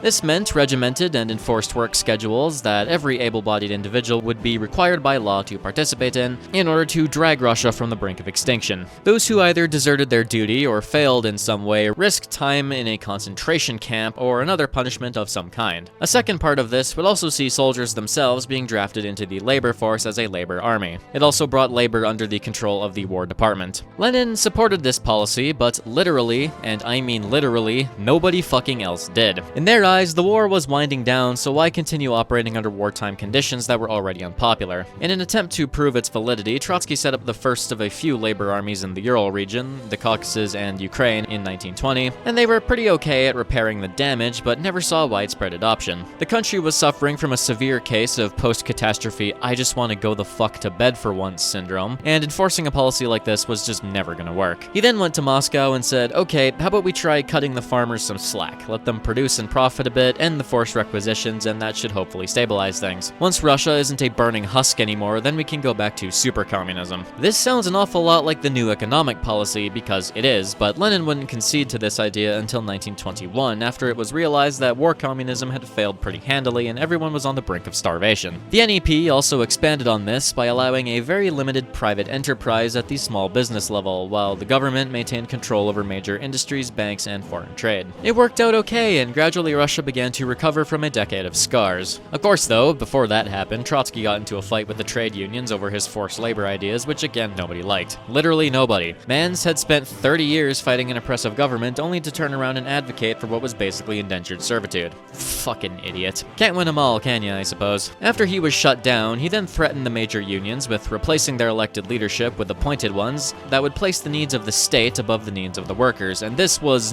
not received well, with this being very sharply rebuked by Lenin and the party at large. What this whole debacle does show is a growing authoritarian streak in Trotsky, one that would start getting used against him pretty quickly, which ironically would shift him in the exact opposite direction. This also led to a wider conflict within the Bolshevik regime, as the party split again over whether or not the trade unions should be subordinated to the government or left independent. The war wasn't technically even over yet, but the cracks in the revolution were already beginning to show. The 10th Party Congress that adopted the NEP in March of 1921 was interrupted by the Kronstadt Rebellion, which was suppressed brutally by Trotsky himself. This effectively ended organized leftist opposition to Bolshevik rule, and this was followed by a resolution that banned factions in the Communist Party and permanently repressed the SRs and Mensheviks, essentially banning the operation of opposition parties and dramatically consolidating centralized power and authority. Lenin also passed a resolution that technically encouraged dissent within the party, but had a cute little clause taped to it that gave the Central Committee the authority to expel anyone from the party that was seen as dissenting too hard in collaboration with other dissenters. In the most dramatic historical irony ever, Trotsky voted in favor of this resolution. Remember this little moment. The NEP itself was adopted primarily due to a large wave of strikes and banditry that had struck the country, and to stem the rebounding wide popularity of other socialist factions. Big J was initially a big supporter of this particular policy, but that will change a little later. Trotsky, meanwhile, slid further in the other direction with his advocacy for authoritarianism and control over labor, but he fell on increasingly deaf ears. However, if anyone was taking notes on Trotsky's ramblings, it was Big J, but again, later problem. With the 10th Party Congress, proletarian democracy was functionally dead, replaced in full by the dictatorship of the Communist Party, something Trotsky welcomed, for now. He did have a premonition that this would have some negative effects in the long term, what with the opening the door for personalistic dictatorship by defanging party opposition and all, but surely it wouldn't affect him directly, right? Regardless, the work had to continue. The Bolsheviks were hilariously out of their depth. They were built for revolution and basically nothing else, and they struggled even with total control over the political space. Many within the party, including Lenin himself, were uncomfortable with the fact that the party had essentially become the state, and had also become a bloated bureaucratic mess, which was exactly what they were trying to avoid. As such, a lack of opposition would also cause bloat and stagnation. They seemed to understand this. As such, Zinoviev called for the first of many trademark purges in 1921, with over 200,000 party members being thrown out by the end of the year. This essentially ended any dissent or free thought within the party, as now everyone was concerned about being fired. Lenin also ordered the old guard of Bolsheviks, basically all the people I've brought up so far plus a few others, to close ranks and exert extreme discipline. In this environment, Trotsky remained an important figure, but he began to come under increasing fire from his fellow Bolsheviks. It wasn't a huge issue for now, but there were whispers in the wind that perhaps a plot may be brewing. Trotsky was allowed to move his family into a few rooms in the Kremlin, where he, ironically, lived right across the hall from Lenin and his family. His wife got a job at the Commissariat of Education, while Lev Jr. and Sergei did teenage boy things. For a preciously brief moment, Trotsky got to live a normal life. Going into 1922, he oversaw the demobilization of the army and the imposing of peacetime standards, also playing a hand in the writing of military manuals and the training of the officer corps of the future. He continued writing and speaking, spending a lot of time with the soldiers themselves. But of course, a man of his caliber needed other random side quests to occupy his massive amount of free time, since he no longer needed to help win a fucking war. He briefly led the Society of the Godless, he turned into a veritable philosopher of Marxism, kick-started literacy and hygiene campaigns, and even was on the prosecution team for the trial of the social revolutionaries in June of 1922, which saw a major crackdown on what was left of the SRs. If you recall, Fanny Kaplan had attempted to assassinate Lenin a few years back, and they were still living with the consequences of that. They could purge all the SRs they wanted, but they couldn't unshoot than Lenin, and his health was rapidly deteriorating. And despite the legal ending of inter-party opposition, the Bolshevik Party continued to fracture, now over the NEP. The NEP men and the kulaks were recovering and now making money, and this made the hardline communists deeply upset. The workers' opposition had even went to the Comintern and appealed for Lenin to be removed for betraying the revolution. Even worse, the politicking within the party had gotten fucking horrific. In April of 1922, Big J Stalin became General Secretary of the Communist Party. This was seen as a largely pencil-pushing role, but it gave Big J a large amount of soft power, as he now had considerable influence over things like party promotions and assignments. On the 11th, Lenin suggested that Trotsky become deputy chairman of Sovnarkom. It is heavily implied that this was deliberate. Big J and Trotsky, running the party and government respectively, could hopefully divorce the two and counterbalance one another. This would also set Trotsky up to eventually succeed Lenin as premier. The problem was that Trotsky fucking said no. He went, I don't want to be that important, actually, and Lenin was fucking pissed. He asked Trotsky repeatedly through 1922 to just please fucking consider it, but he continued to refuse. This would have cataclysmic consequences in the future. Trotsky and Big J were butting heads regardless. They came to disagree on basically everything, and the two started seeing each other as legitimate threats to the state of things. This began to influence broader Soviet policy as well. As Big J shifted towards more centralization of power and authoritarianism, Trotsky shifted in a more libertarian direction by sheer necessity. He saw almost before anyone else that Big J was becoming a problem, and in another timeline, he could have been able to resist his rise. Ironically, Lenin and Trotsky became much closer as a result, and Trotsky enjoyed having Lenin in his corner and vice versa. But unfortunately, Lenin couldn't live forever. Under Trotsky's guidance, the country began to reopen itself to the West. He had a hand in signing arms agreements with Germany and reopened diplomatic relations with some Western countries. He also backed Lenin on supporting the policy of popular fronts in other countries, allowing communist parties to ally themselves with social democrats to achieve change and stall out reactionary counterattacks. And when Lenin's illness worsened, Trotsky often spoke in his stead. Lenin, in turn, helped force a vote on the establishment of Gosplan and several other more hardline communist economic initiatives, now that the NEP had largely done its job. By 1923, however, Lenin was not doing good. The fallout of the assassination attempt continued to loom, and he suffered multiple strokes and other severe health issues. In December, he had multiple meetings with Trotsky where he basically begged the guy to take over the vice premiership and stop the rise of Stalin and the growing authoritarianism and bureaucratization of the party. His pleas became more desperate as the reality of what was about to happen set in, but Trotsky continued to refuse to take significant action. Perhaps his greatest screw-up was not listening to Lenin here in December of 1923. On the 25th, continuing into the new year, Lenin wrote up what was essentially his last will and testament, warning the party of the split between Stalin and Trotsky. He basically said, please support Trotsky, Stalin is going down a bad path. For the love of God, get rid of Stalin or communism is fucked. On January 21st, 1924, Vladimir Lenin fell into a coma, suffering another stroke. This time, he did not wake up. He was only 53 years old. Trotsky did not attend the funeral as he was down in the Black Sea area for health reasons, and Big J went out of his way to prevent Trotsky from returning to attend. The writer named War was now adrift, and the sharks had begun to circle. Opposition to Trotsky's existence had formed as early as 1917 and intensified through the Civil War. Frunze was leading military opposition to Trotsky's policies, while Big J had formed a triumvirate of, wait for it, Zinoviev and Kamenev to oppose him politically. You may see that lineup and think, hang on, doesn't he kill them later?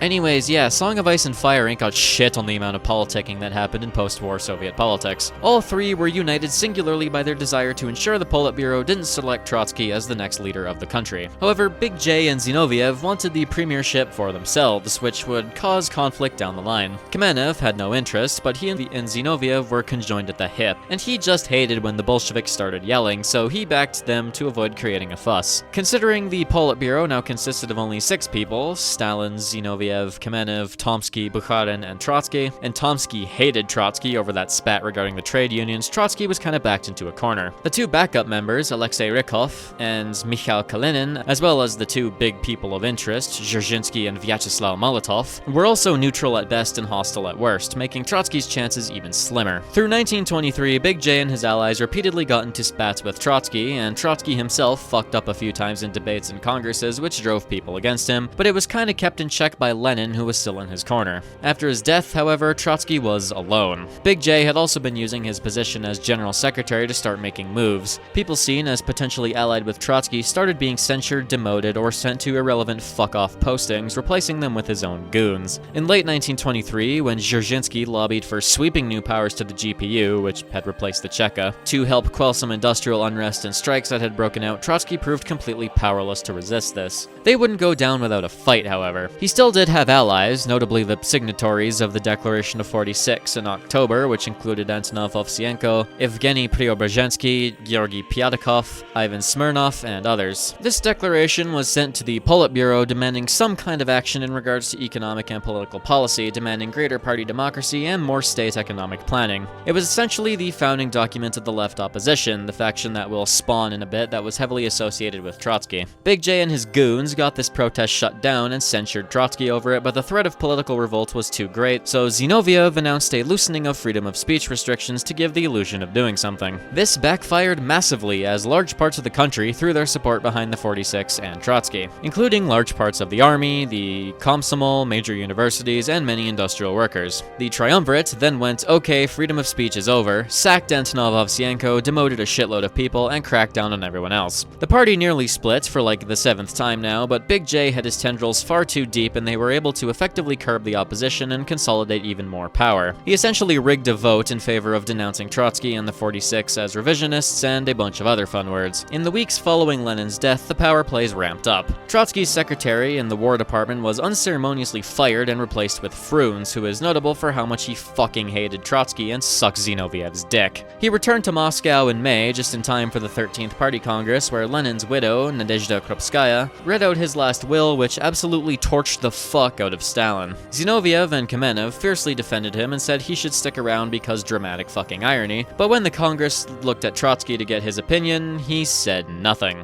You know, I keep saying when Trotsky screws up that like it's the biggest fuck up of his career, so I feel like there's no point really saying it again. But this was like a cataclysmic fuck up on Trotsky's part. He was promptly denounced again by Zinoviev, who had even succeeded in turning the International against its creator, and he was pretty decisively voted against when it came to a formal discussion on whether or not Trotsky should be declared a fucking asshole. Completely defeated and outmaneuvered, Trotsky accepted the charges of deviation and revisionism laid against him. In October of 1924, he published Lessons of October, which triggered another absolute shitstorm as Big J and crew didn't like how they were portrayed, and this publication too was formally denounced. Eventually, Trotsky was out of options. In January of 1925, he resigned his post as Commissar for War, being replaced by Frunz. Well, he was forced to resign. His enemies had spun up nationwide propaganda that painted him as nothing short of the devil, simultaneously barring him from even defending himself through repeated censures and threats of expulsion from the party. In effect, he had been decisively routed. And, of course, out into the limelight steps Big J Stalin. Now that he was basically out of a job, he kind of just existed for a while. He did a shitload of writing, albeit with major restrictions enforced by Big J and crew. The faction increasingly referred to as the left opposition coalesced around him still, although he urged some degree of restraint for now until they could make something happen. While Trotsky was politically smeared, Karl Radek largely took the centerpiece role of their little group. Other big names like Leonid Serebryakov, Lev Sosnovsky, Alexander Beloborodov, and Yakov Drobnis would tie their names to the left opposition, something that they would pay dearly for in the future. He was finally allowed back into government in May, and shoved into a few nothing positions to keep him busy. He was placed on the Supreme Council of the National Economy, taking posts on the Concessions, Electrotechnical Development, and Industrial Technological Development Committees. The Concessions Board was the most fuck-off job imaginable. Under the NEP,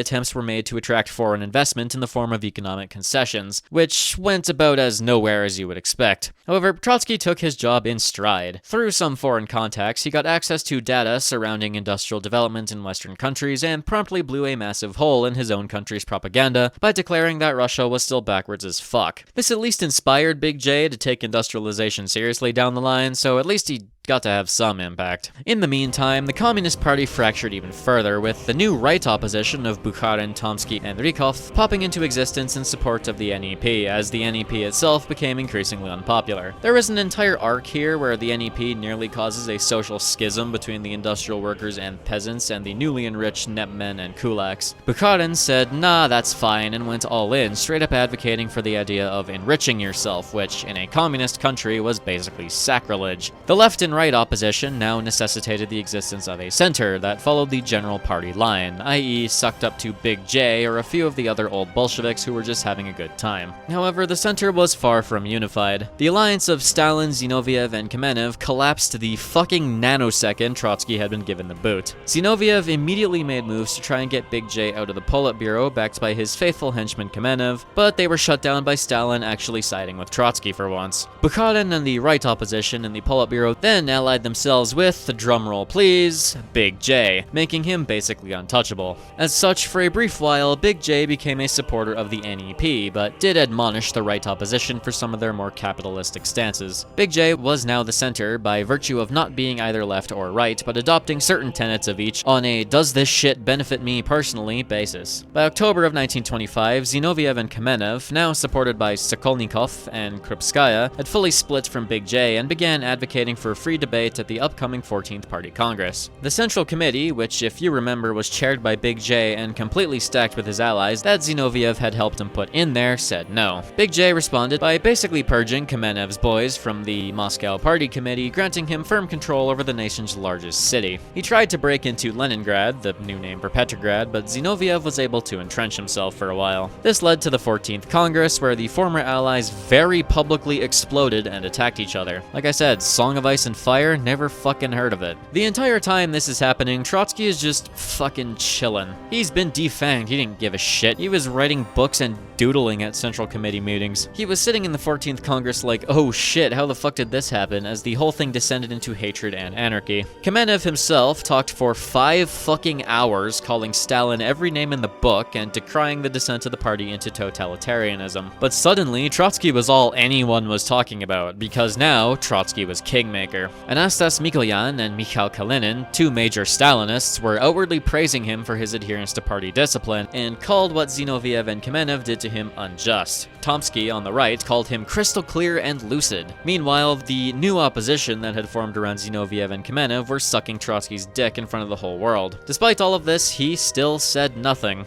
Not a damn word. As unbelievably based as it is, his refusal to comment or intervene at all screwed him over in the extreme long term, as the new opposition lacked legitimacy or popular force which Trotsky could command. He did not speak until the next meeting of the Central Committee, where he defended his former enemies and did his best to prevent Big J from retaliating with some maneuvers in Leningrad. Big J gave up trying to woo Trotsky and started cracking down on him again too, using his far-reaching loyalists to get him barred from certain events and places. In early 1926, he played his final card. Sergei Kirov was sent to Leningrad under orders from Big J to depose Zinoviev, and Zinoviev couldn't refuse. His opposition was stillborn as Big J's apparatus took control of the final thing that could even hope to mobilize against him. Out of abject necessity, Trotsky and his former foes locked arms later in 1926. This was not an easy feat, as the two factions fucking despised each other and had spent the last half-decade at each other's throats, but they sucked it up. Thus began a political battle that would decide the fate of the Soviet Union.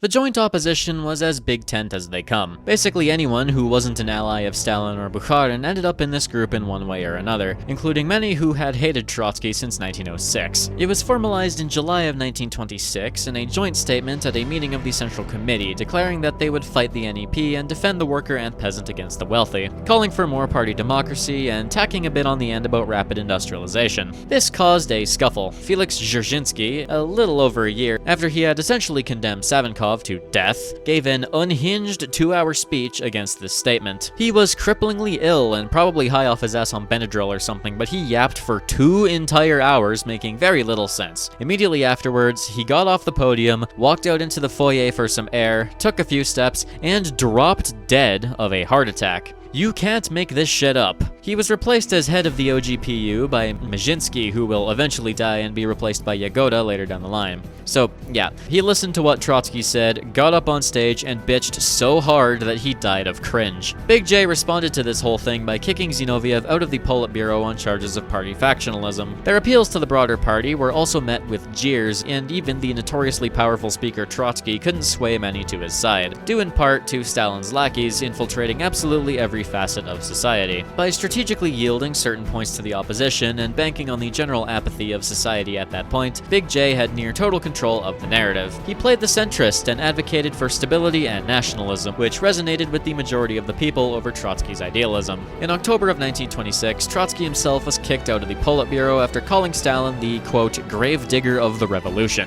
As such, by 1927, the opposition was functionally broken, but Trotsky continued to try his best, giving impassioned speeches and writing a shitload of stuff. But the party was against him. Some of the biggest attacks came from Bukharin and the rightists, completely content in their gloating even as Stalin began to take ideas from the left opposition regarding the destruction of the NEP. With an extra 100 years of hindsight, these debates are nothing short of farcical. It also didn't help that he was constantly fucking sick over these past few years, affecting his ability to play significant roles in things as they came up. By mid-1927, the opposition was faltering badly. Big J was now turning Trotsky's internationalism against him, stoking fears of wars with Britain and the need to maintain party unity. He also started sending opposition leaders on diplomatic trips of de facto exile.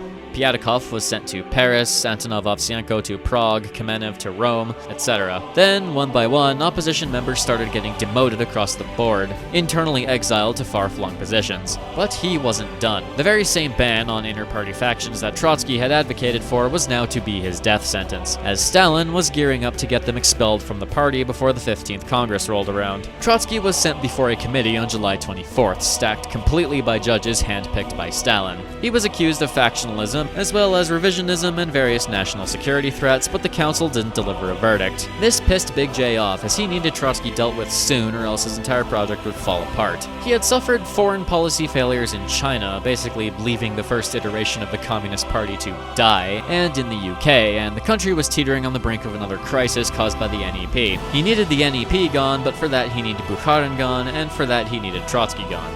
Politics, baby. In early September, the opposition had an office raided by the OGPU to prevent them from disseminating a platform and policy set, an act that also saw multiple people, including Preobrazhensky, expelled from the party. On September 27th, Trotsky was then expelled from the executive of the International. The following month, on the 23rd of October, Stalin forced the reopening of the case on expelling Trotsky and Zinoviev from the party. After the attempts by the opposition to demonstrate on the 10th anniversary of the revolution, a week later, on November 14th, Trotsky, Zinoviev, Kamenev, Radek, and hundreds of others were expelled from the Communist Party. Adolf Yoff, one of Trotsky's old friends from his Vienna days, shot himself the next day in protest. Trotsky's final public appearance and speech in Russia occurred at his funeral procession on the 19th. By mid-December, the opposition had dissolved. Zinoviev and Kamenev, and many others, got on their hands and knees in capitulation, fully recanting their views. The irony is absolutely thick, but Bukharin was so drunk on victory that he wouldn't realize this for another year. Big J wasn't done, though. On January 12th of 1928, the OGPU informed him that, for his crime of counter-revolutionary activity, he was being deported to Alma-Ata in southern Kazakhstan. He and his family were abducted the night of the 17th, shoved on a train, and shuffled off. He would never return to Moscow, or even Russia proper for that matter. Now, Alma-Ata was a paradise by no means, but I imagine it beat the absolute fuck out of Siberia, so Trotsky sucked it up and tried to make the best of his situation. It was still a shithole, don't get me wrong, but it was here or hell. The OGPU even sent him his library, giving him a reasonably sized dwelling for his family, and even brought his dog, named Maya, down for him. He spent long days hunting in the foothills surrounding the town, frolicked in fields and mountains and lakes, and did a shitload more writing. He was banned from having his writings published, so they mainly lived in his dresser for now, but he was able to make a little money working as a translator and editor for other publications in the region. He also maintained correspondence via postage to his many Trotskyist allies who were scattered across the country by this point. While he was here, the country was busy falling into chaos. All of his arguments about the NEP had proven correct, as grain procurement and production had missed its targets dramatically, and now the country was teetering on the brink of another famine. This gave Stalin the perfect moment to turn on Bukharin, and he began advocating for rapid industrialization, greater price controls, restrictions on the kulaks, and a dramatic increase in harvest expropriations. Very Trotskyist policies. Bukharin was now being hoisted by his own petard, learning quickly that he held no power in the party, as Big J's tendrils had infected far too deeply.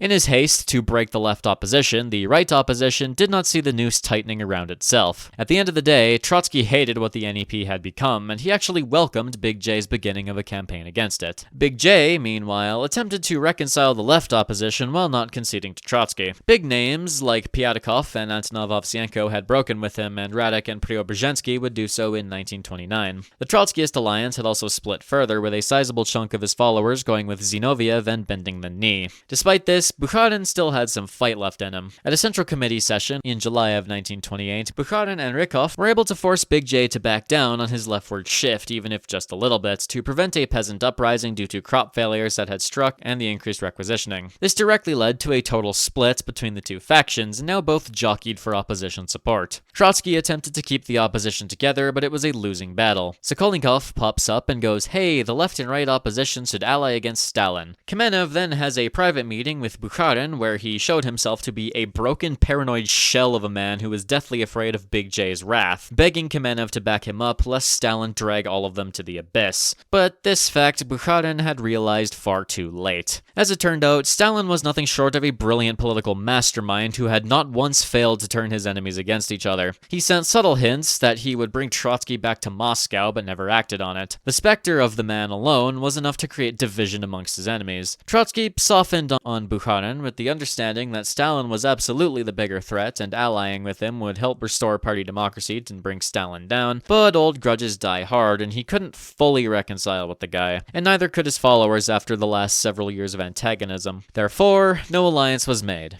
And Stalin won. By the fall of 1928, Trotsky was not doing good. His daughter Nina had died back in July, and his seemingly chronic health issues kept flaring up. Censorship had also been increased, and he started receiving fewer and fewer letters from his comrades. People he could trust suddenly disappeared or were arrested. Trotsky was once again alone. Big J had stolen his entire fucking flow, essentially declaring the NEP dead by instituting the first 5-year plan, calling for rapid industrialization that would completely upturn Russia's society, destruction of the netmen and kulaks, and a veritable war on the peasantry that would see them driven from their lands and forced onto collective farms. Bukharin had fallen from power so fucking hard that he hardly knew which way was up. And now word reached Trotsky that there were plans in the works to make him go away completely. In December, a session of the Politburo was convened where Stalin demanded the deportation of Leon Trotsky. Bukharin, Tomsky, and Rykov voted against. Everyone else voted with Stalin.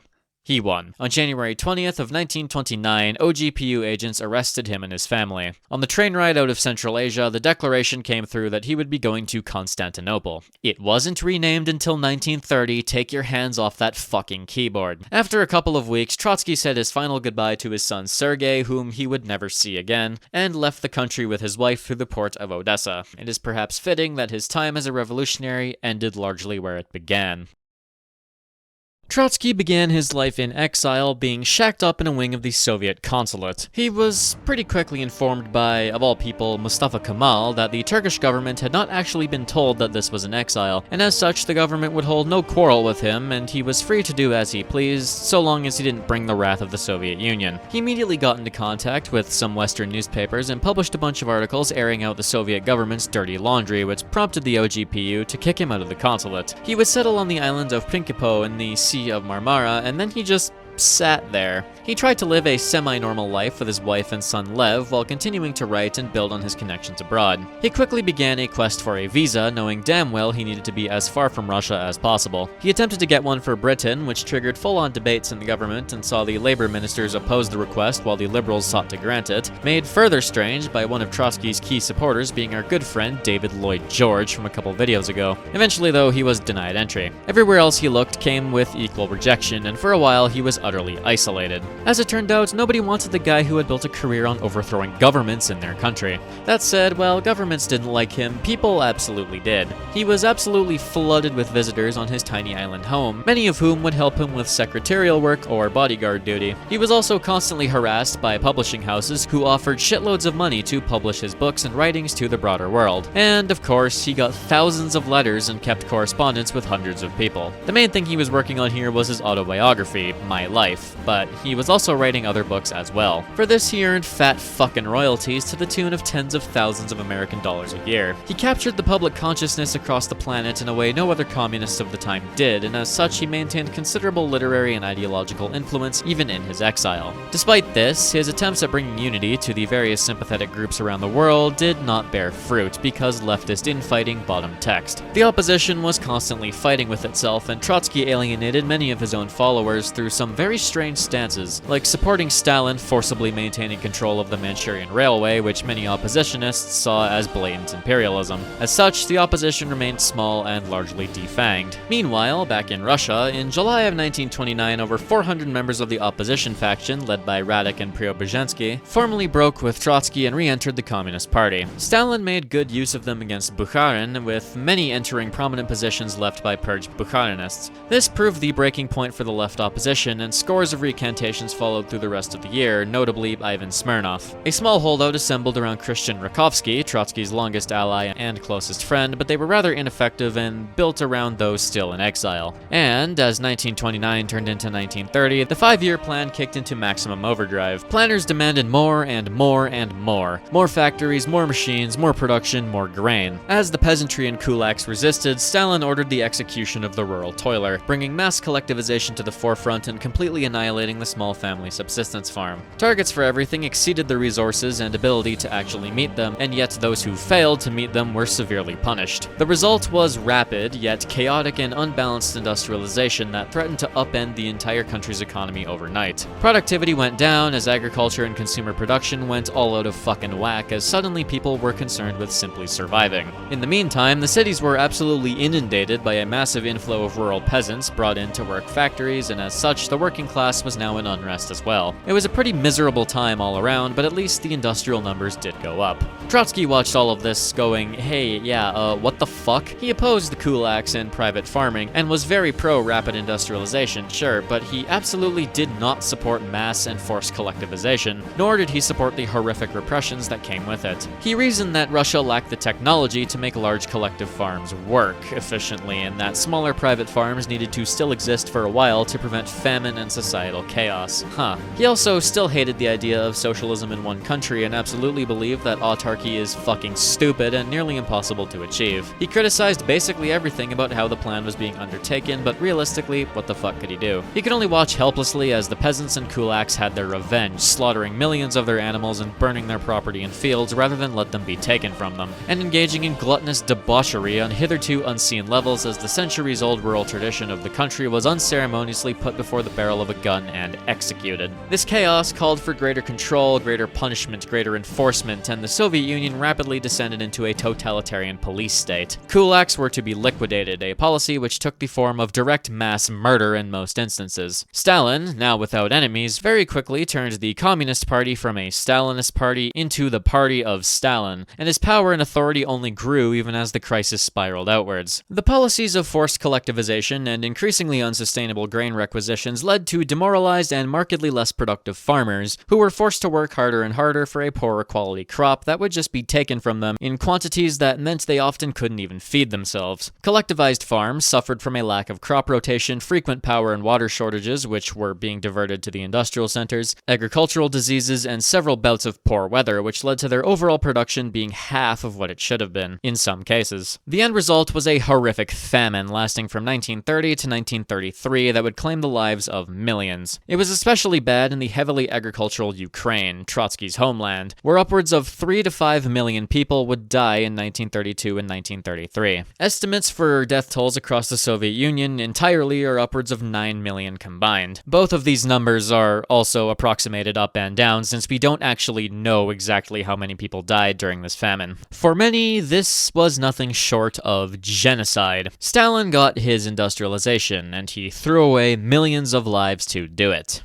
In the meantime, Germany was also having its own gamer moment. The Great Depression sent the Nazis from a rather minor party to one of the biggest in the country in just a few short years, and for whatever reason, Trotsky seemed to be the only communist concerned with this. Ernst Thälmann was parroting communist successes in elections at the expense of the Social Democrats, all while the Nazis were absolutely demolishing them. But surely the Nazis would never rise to power, right? So we don't need to ally with the moderate left, no sir. Trotsky saw in Nazism and fascism a counter-revolution from below that exploited national national catastrophe and the desire of the petit bourgeois to assert itself over the old upper-class aristocracy. It is an ideology built on envy. But, of course, the fascists were simply the industrialists and barons wearing a populist skin suit exploiting the middle classes against their working-class counterparts. Meanwhile, the working classes would be ensnared by a false revolutionary idea, not realizing that they would be signing their own death warrants by allying with the Nazis. And for whatever reason, Trotsky was the first to understand this, while the German left stuck its head in the sand. They refused to consider fascism and Nazism as anything other than another face of bourgeois reaction when it was, in fact, something far more sinister. They boasted about the workers toppling Hitler after he rose to power and swept aside the, quote,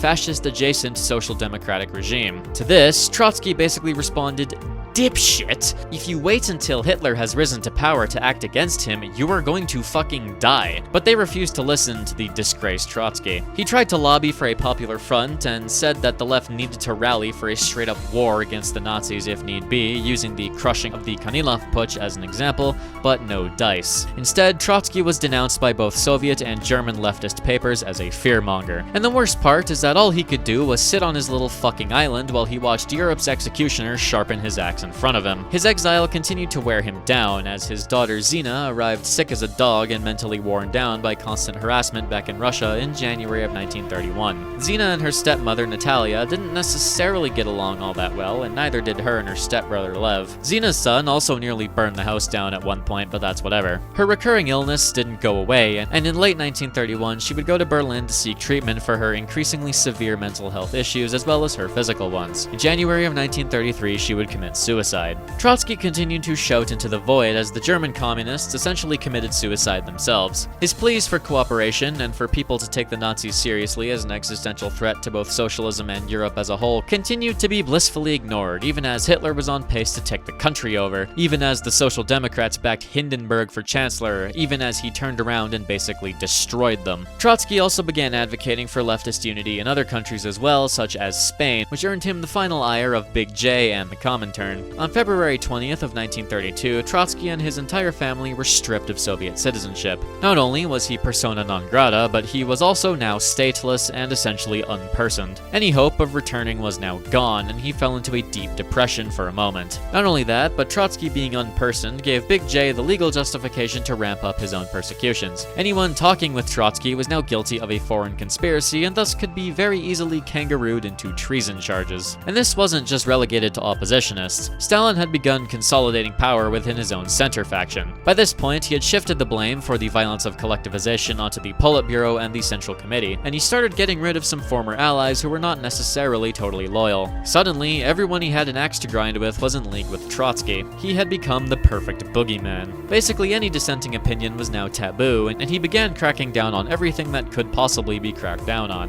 The Politburo and even the OGPU pushed back on his increasing calls for more power to deal with dissent, but Stalin always gets his way. In January of 1933, Zinoviev and Kamenev were once again exiled and barred from Moscow. Smirnov, Preobrazhensky, and other capitulators were jailed. To further consolidate his position, he made some simple concessions, like lowering production targets for the second 5-year plan and granting the collectivized peasants some breathing room, which shattered basically any hope the center opposition had of challenging him. Since now everyone was on his side again, the very funny time had arrived. But before then, Trotsky finally had an excuse to leave his shitty little island for the first time in actual years. In September of 1932, he received an invite to give a lecture at the University of Copenhagen, and the Danish government actually gave him a visa. On November 14th, he set off on a 2-week journey where he was constantly besieged by reporters and OGPU agents. The Danish monarchy was not stoked to have a Bolshevik around, and neither were the Soviet embassy, so his stay was meant to be quick and dirty. The lecture went very well, but it would prove to be the last public speech he ever gave. On December 2nd, he left Denmark and set sail once more, arriving back in France where some shenanigans ensued before they arrived back on the island by the 12th. It was a fun little outing that was dampened by Zina killing herself on the 6th of January, like I mentioned earlier. This event actually caused Trotsky to briefly reconnect with his first wife Alexandra, who still lived in Russia and was utterly distraught at the fact that she had now lost both of her daughters. This was of course immediately followed by the Nazis taking power in Germany and doing absolutely everything they said they were going to do. After witnessing the colossal failure of socialism in Germany, Trotsky renounced and denounced the Third International, as the Third International came out in defense of the German Communist Party's complete unwillingness to collaborate with the moderate left and dooming Germany in the process. And while he continued to believe in the Soviet Union as a worker state, he did not believe in its role as a revolutionary leader. The big thing that came of this was Trotsky finally denouncing the primacy of the one-party state, but far too late to have any major impact. Now, Nazism was the enemy, and once again Trotsky was one of the few motherfuckers who was willing to see this. He began advocating for decisive action and an alliance between the capitalist West and the Soviet Union to contain the inevitable German aggression, but nobody was in the mood for it at this point. Trotsky would, however, receive some precious good news. In July of 1933, Trotsky received the right to political asylum in France, receiving a visa on the condition that he lived in the South and kept his fucking head down. At once, he made his way west, leaving his tiny island prison behind for hopefully greener pastures. They were absolutely not fucking green, let me tell you, but anything seemed better than a tiny island. Unfortunately, though, he was going to fucking France, which is just about the worst fate imaginable.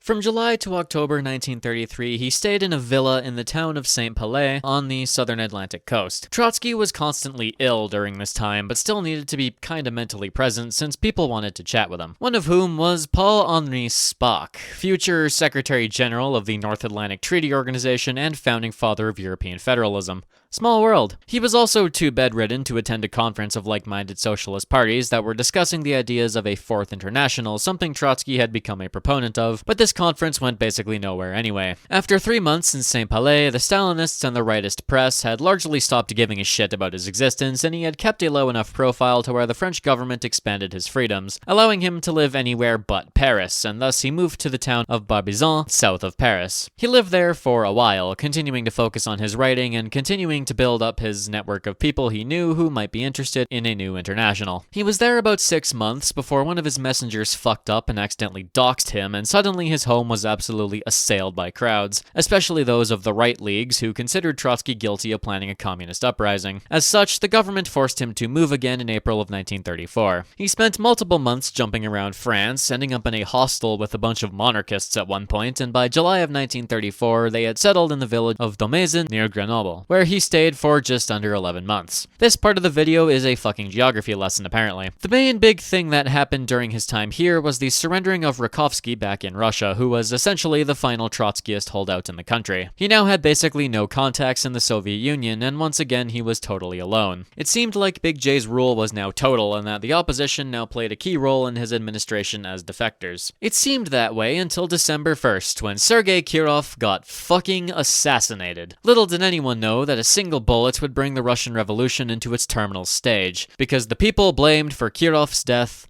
were oppositionists. The first to be blamed were Zinoviev and Kamenev and their factions. 16 people were executed in connection to the assassination, and documents were conveniently found that linked them to Zinoviev and Trotsky. Zinoviev and Kamenev were jailed. Trotsky's sons-in-law in Russia were both imprisoned and deported to Siberia. His first wife, Alexandra, was kicked out of Leningrad, then arrested and deported to Siberia as well. His son, Sergei, would be arrested in early 1935 and imprisoned, shuffled around Siberia, and tortured for refusing to give information on his father. The thought of his son being brutalized for his actions caused Trotsky to crack. Years of suppression, political failures, and news of people being killed for his decisions crashed down on him all at once, and for a brief while he was an utterly broken man. But if nothing else, he could rely on Natalia, who was also suffering from bouts of anxiety and depression. But they had each other, and they got through it. But he definitely couldn't stay in France any longer. Big J had secured an alliance with France and supported the government's policies, and it was more than likely that a deportation decree would follow. So he turned to an unlikely place. Norway. Norway had elected a socialist government, and Trotsky hoped that they would take him in. In June of 1935, his request was granted, and he hightailed it across the water. His time in Norway was far from idyllic. Opposition to his presence was immediate and aggressive, and the government struggled to find a place for him to stay, but he was welcomed by the government nonetheless. He settled in Vexhall, a village north of Oslo, where he lived an impressively normal life for the first time in a damn long time. The primary thing that came from his time here was his arguably most significant work, The Revolution Betrayed. which was basically a combined history of the Soviet Union, critique of how things had developed and currently stood, and reflection on the broader state of socialism as it stood. It is Trotskyism the book, in essence, and it is basically a last hurrah of his political philosophy. He basically looked at Stalin and then looked at classical Marxist theory and went, yeah, fucking right. He ended up being unbelievably pessimistic, and many of his predictions did not come true, but much of what he said was built on the shit he had watched happen in front of him. His time writing this book was very chill, apart from that one time when he got into a spitting match with Vidkun Kiesling of all fucking people at one point, but otherwise it was mostly chill. Oh, his house also got invaded by Kiesling's goons at one point who were looking for information to try and better their odds in the elections that were coming up. Things over in the Soviet Union were much less chill. 1936 had begun with tens of thousands of expulsions from the Communist Party, and Trotsky receiving reports that things were going downhill fast, with the now NKVD running concentration camps and brutalizing its prisoners to an even worse degree. And then, in August of 1936, all hell broke loose. Zinoviev, Kamenev, and Smirnov, along with 13 others, were to stand trial for conspiracy with Trotsky and the Germans to overthrow the government and assassinate Stalin. Mikhail Tomsky was also investigated, but seeing the way the wind was blowing, he committed suicide in August rather than be interrogated. This was news to Trotsky, obviously, who had basically no correspondence with any of these people since he had left the country. The charges claimed Trotsky was colluding with them to send spies and terrorists into Russia using highly circumstantial and often falsified evidence. They were shoved into a show trial and essentially banned from defending themselves. Every charge applied to them was fabricated, and they were humiliated and largely forced to prostrate themselves before the prosecution and the Stalinist regime. Their confessions were forced and their guilty pleas came after torture. The verdict was death. The beginning of the purges affected Trotsky as well. Now that Big J had the air quotes justification to call him a terrorist by beating false confessions out of people, the government sent a note to the Norwegian one demanding his expulsion.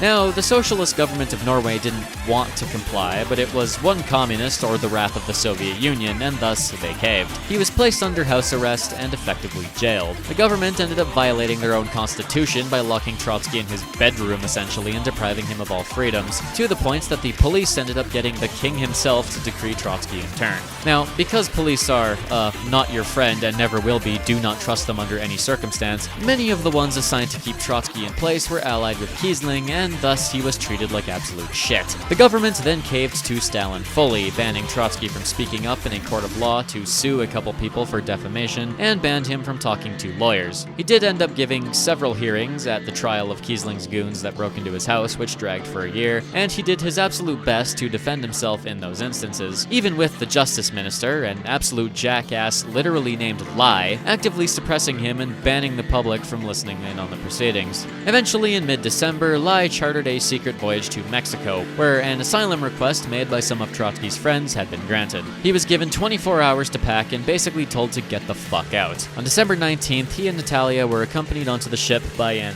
escort of those fascist police officers, which set sail. His son Lev, who had been living in Paris for several years, would never catch up to him. He would end up dying of complications during a surgery in 1938, an event that was possibly caused by an NKVD agent who wanted to bump him off. His other son, Sergei, who still lived in Russia, was murdered by the NKVD in 1937. The only things he had left in Europe were the ghosts and corpses of those he loved.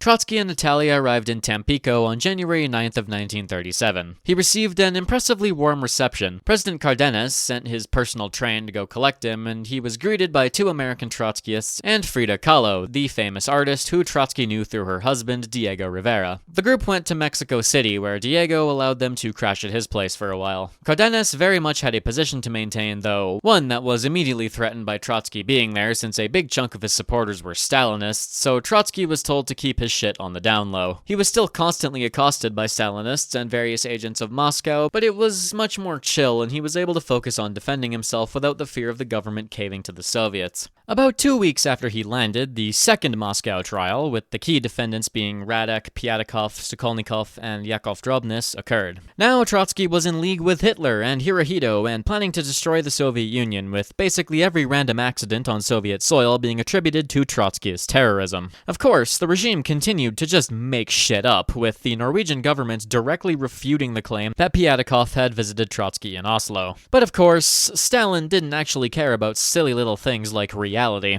The verdict was a whole bunch of deaths, with Radek and Sokolnikov being sent to a gulag because they implicated other parts of the country, namely the military and the rightists, in a conspiracy that, may I remind you, doesn't actually exist. They were both promptly murdered in prison. Other associates of Trotsky also began to drop off, as the members of the former left opposition were targeted. Serebryakov was charged as a part of the first Moscow trial, being executed in February of 1937. Sosnovsky was executed in early July 1937. Preobrazhensky was tried in secret in July of 1937 and murdered on the same day after he refused to give a false confession. Beloborodov was executed in February of 1938 after months of torture. Nearly everyone who signed the Declaration of the 46 would meet their end during the purges. Trotsky's attempts to refute fell on deaf ears for the most part. Stalinist doctrine had so thoroughly infested international socialism that everyone apart from his fervent supporters bought into the party line of Trotsky being the bad guy. His case wasn't helped by him becoming increasingly sick of this bullshit and lashing out at all the people who were siding with the hangman. That said, there were still those who at least tried to look through everything. The Dewey Commission would be established in the spring of 1937 that went down to Mexico to give Trotsky an actually fair trial. The committee was made up of a lot of American anti-communists, but they gave him the benefit of the doubt and gave him a hearing. After many days and nights of cross-examining and impassioned pleas by Trotsky and several more months of deliberation and evidence gathering, the commission fully exonerated Trotsky and all defendants at the Moscow trials from any wrongdoing. In the meantime, Trotsky's personal life continued to be absolutely insane. It is implied by some of Natalia's letters that Trotsky had an affair of some kind with Frida Kahlo, which is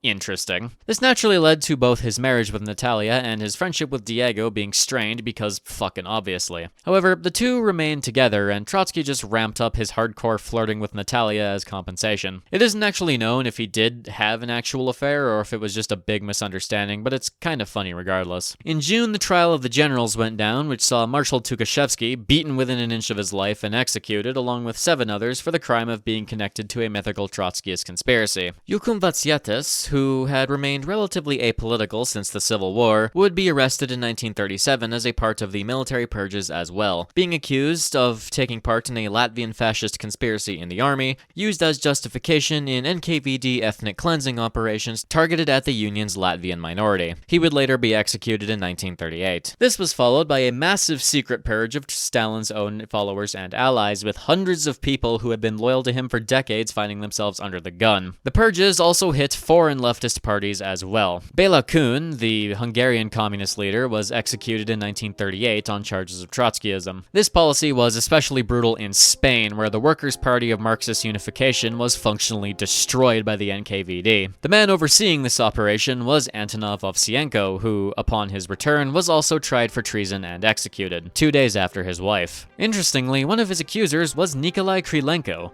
who, under torture himself, confessed to participation in a Trotskyist plot and recruiting Antonov Ovsienko into it. Krylenko was then promptly killed as well. Not even the NKVD was safe. Genrikh Yagoda was arrested in March of 1937 by order of the man who would replace him, Nikolai Yeshov, alleging that Yagoda had attempted to kill Yeshov and also poisoned a couple of other people. This triggered a massive purge of the NKVD itself. Agents in foreign countries were recalled and killed or straight up assassinated. One of the biggest names killed in this particular purge was, of course, Arthur Artazov, one of the architects of Operation Trust and the downfall of Boris Savinkov. And of course, both of Trotsky's sons died in quick succession. When this news reached him and Natalia in February of 1938, they were completely shattered. Having to write the obituary of his own son fundamentally altered something in the man, and he was permanently broken afterwards. As 1938 dragged on, Trotsky also saw multiple of his close friends and political allies assassinated as well, and he very quickly lost trust in basically everyone. And then came the trial of the 21, featuring Bukharin, Yagoda, Rykov, Rakovsky, and others. The irony of the very people who vitriolically opposed Trotsky and the opposition now hanging for being allegedly associated with him cannot be overstated. This final trial was the most egregious of the bunch, with Bukharin and Trotsky now being accused of plots, murders, and sabotage as far back as 1918.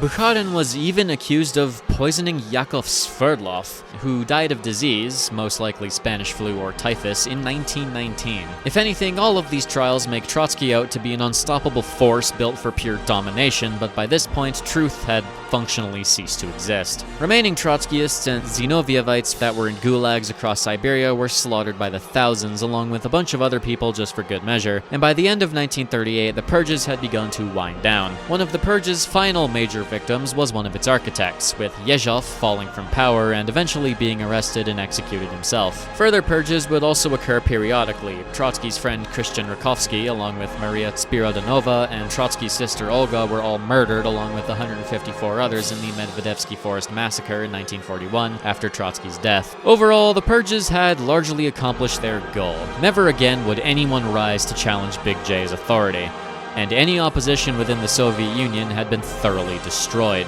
But the cost? Oh dear God, the cost. I hope you've been keeping track of all the names I have mentioned during this video, and even some that I haven't, because it's time to play a fun little game of Who Gets Murdered by Stalin. Roll the goddamn casualty list.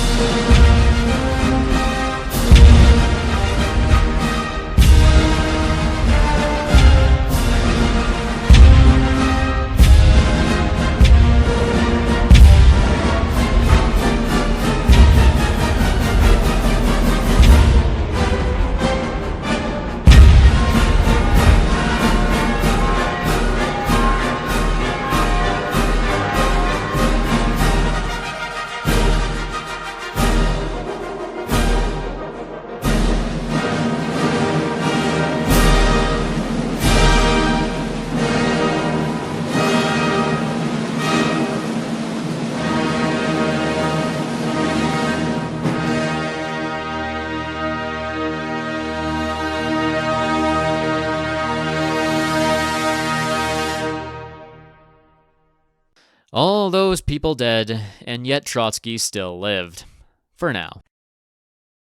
As we approach the end of Trotsky's life, I want to take stock of the man, his beliefs, and his actions. We are going to put this fella under the spotlight because A, I believe it's just good history, and B, I have some shit to say. From the get-go, Trotsky was an exceptionally bright young fellow, a trend that would continue his entire life. He had a natural talent for mathematics and organization, as well as being incredibly gifted in both writing and speaking. He wrote an absolute shitload of stuff, which also displayed his insane work ethic, and regardless of whether you agree with him politically, his writing is just good. His oratorical talents are noted constantly, and he had an incredible ability to connect with audiences on a deep level. As such, he was pretty much a born politician and ideologue. This also came with an impressive degree of foresight. At one point or another, he basically predicted the entire trajectory of the Soviet Union based simply on what he knew about Big J. As his life went on, he also developed a skill for military strategy, shown by his time in the Russian Civil War. He was kind of the entire package, to be completely honest. Personality-wise, he had many positive traits. Obviously, the big one is his monstrous work ethic. It is legitimately commendable the amount of work and effort he put into everything he committed himself to. Even in his nothing postings, he improved efficiency and got so much done that he made something of them. Prior to his exile, at least, he was also a pretty kind and compassionate guy, and he had a lot of love for his family. He was also brave and fairly stoic, and had an inspiring presence and personality that allowed him to be absolutely magnetic when it came to attracting followers and support. And, of course, he absolutely loved having his ideas challenged. He would debate anyone who wanted to, and always kept it polite and respectful, showing an openness to ideas that were not his own. All things considered, he was a pretty stand-up guy. Of course, though, he wasn't perfect. Despite being forward-thinking, in many instances, Trotsky proved to be unbelievably short-sighted. Stalin's entire rise to power is basically his fault if you think about it. He had the permission of Lenin himself to essentially become his heir apparent, and he refused repeatedly, removing basically the only path he had to actually challenging Big J's rule. He screws up repeatedly during his political career in the 1920s, missing several opportunities to play the political games and actually affect change, mostly because he saw himself as simply above most of it. As much as he was a man of action, so too was he a man who kinda just wanted to be left alone with his writing. He wanted to be the theorist, the driver of change, but not necessarily its public face. Even in other instances, though, he proved to make guesses in his writings that were based on solid evidence, but turned out to miss the mark massively. He was predicting a third Russian Revolution revolution against Big J basically until the day he died. He figured Tukhachevsky was the Red Bonaparte Big J thought he was, and even though there was little actual evidence to suggest that he would have been. And Trotsky's works are kinda littered with predictions like this that are just so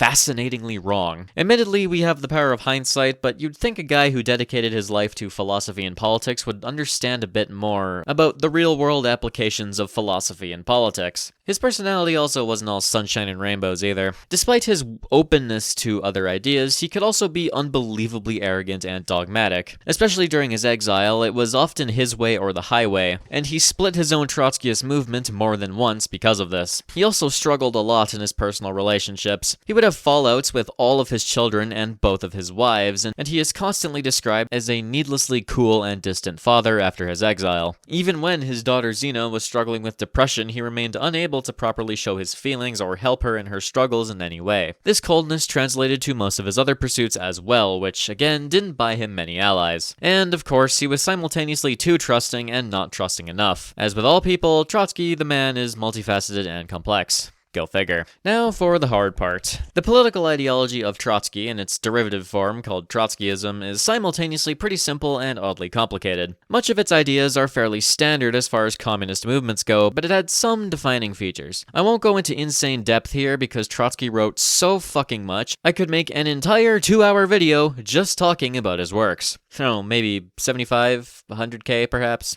I'll pair it with the anarchist theory video and start an entire side series about political philosophy because fuck you. Bear with me here and try not to let your eyes glaze over. We'll start with arguably the most core part of Trotskyism. Permanent revolution. The term permanent revolution was used by Marx and Engels, but it had a slightly different meaning. It generally referred to the idea that revolutionary organizations should maintain independence and militancy. Trotsky's permanent revolution adopts the Marxist term and expands upon it to fit a specifically Russian context. For starters, Trotsky believed that Russia would actually be a perfect place for the revolution to begin. Marxism is fundamentally a historical and sociological theory and posits that a society must go through certain stages before reaching communism. In order for a successful revolution to occur, it must be led by the industrial proletariat, and in order for an industrial proletariat to form, a society must first go through a bourgeois capitalist phase. Russia was basically as far from a revolutionary ideal as it gets. Because of the country's slow and lopsided development, the proletariat was tiny but extremely politically active and relevant. By contrast, the vast majority of the population remained barely emancipated rural peasants, who, while large in number, had a lack of cohesive identity or class consciousness. In this environment, Trotsky saw an opportunity. Russia could jump over the bourgeois capitalist phase for the most part and go straight to communism. Because the bourgeois classes were functionally stillborn, they would be incapable of achieving a bourgeois democratic revolution, and as such would not be able to push Russia on the path to communism. Instead, the industrial proletariat could take up the torch of all revolutionary stages at once, bypassing the traditional Marxist historical progression. Because the peasantry was so backwards, it had a lot of power but didn't know how to use it. So the proletariat would need to ally themselves with the peasantry and drag them into modernity, kicking and screaming, so that they may be truly emancipated and take their place as a key part of a socialist society. Furthermore, he believed that the nature of socialism was fundamentally international, and as such, the things that a bourgeois democratic revolution needed to do to pave the way for a proletarian revolution could not actually be done in a timely manner due to the stranglehold of global capitalism. Once his time-skipping revolution began, it could not stop at the borders of Russia. Because Russia was so far behind industrially and technologically from the West, a Russian revolution would be smothered by the forces of reaction if the revolutionary fires couldn't be carried across the European continent. A successful Russian revolution would, in theory, inspire the proletariat of other countries to revolt themselves, and these revolutions would support each other. In his eyes, this was not an ideal, but a requirement. A socialist Russia did not have the capability to survive on its own, and only through a rapidly spreading internationalist revolution that toppled capitalism completely would the revolution be safe. These points are the super simplified foundational elements of the idea of permanent revolution. This leads into his beliefs about proletarian internationalism and his big theory conflict with Big J and Bukharin. Trotsky believed that socialism, and by extension communism, were inherently internationalist. Revolutions across nations differed in their tactics and national circumstance, but they all inherently followed the same idea and therefore all needed to work together. A successful revolution in one country would inspire revolutions in others, and it was a revolutionary state's duty to aid their proletarian brothers regardless of national, ethnic, linguistic, or religious boundaries. And as previously established back in the Polish-Soviet War,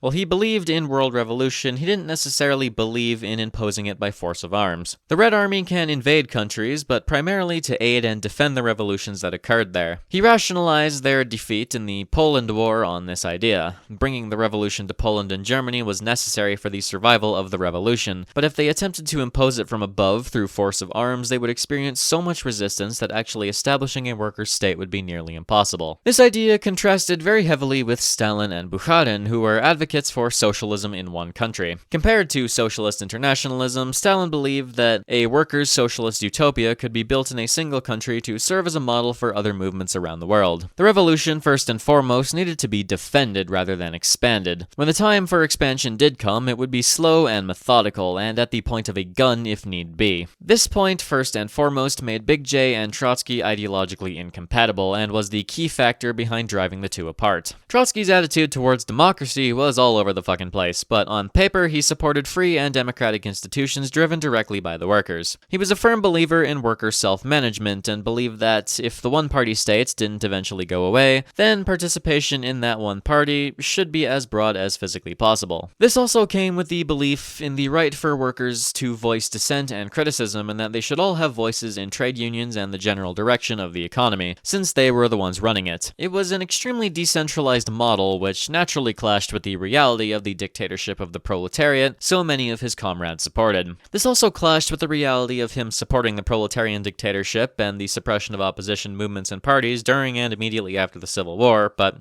whatever. Finally, there's a whole bunch of other shit that I won't get too much into. He wrote so unbelievably much, I'll give you a reading list in the description. Anything you want to know, he probably talked about it, from his support for the autonomy of the arts and sciences and the establishment of a socialist culture beyond class, and his economic beliefs of voluntary and compensated collectivization and worker self-management. Ultimately, Trotskyism is Trotsky, with all of his strengths and flaws as a person and a theorist. The ideology itself has been somewhat expanded upon in the decades following his death, which again I won't get into because this is a video on the man himself. Alright, so, with 49 entire pages of context, what is the verdict on Trotsky? How should he be judged by history?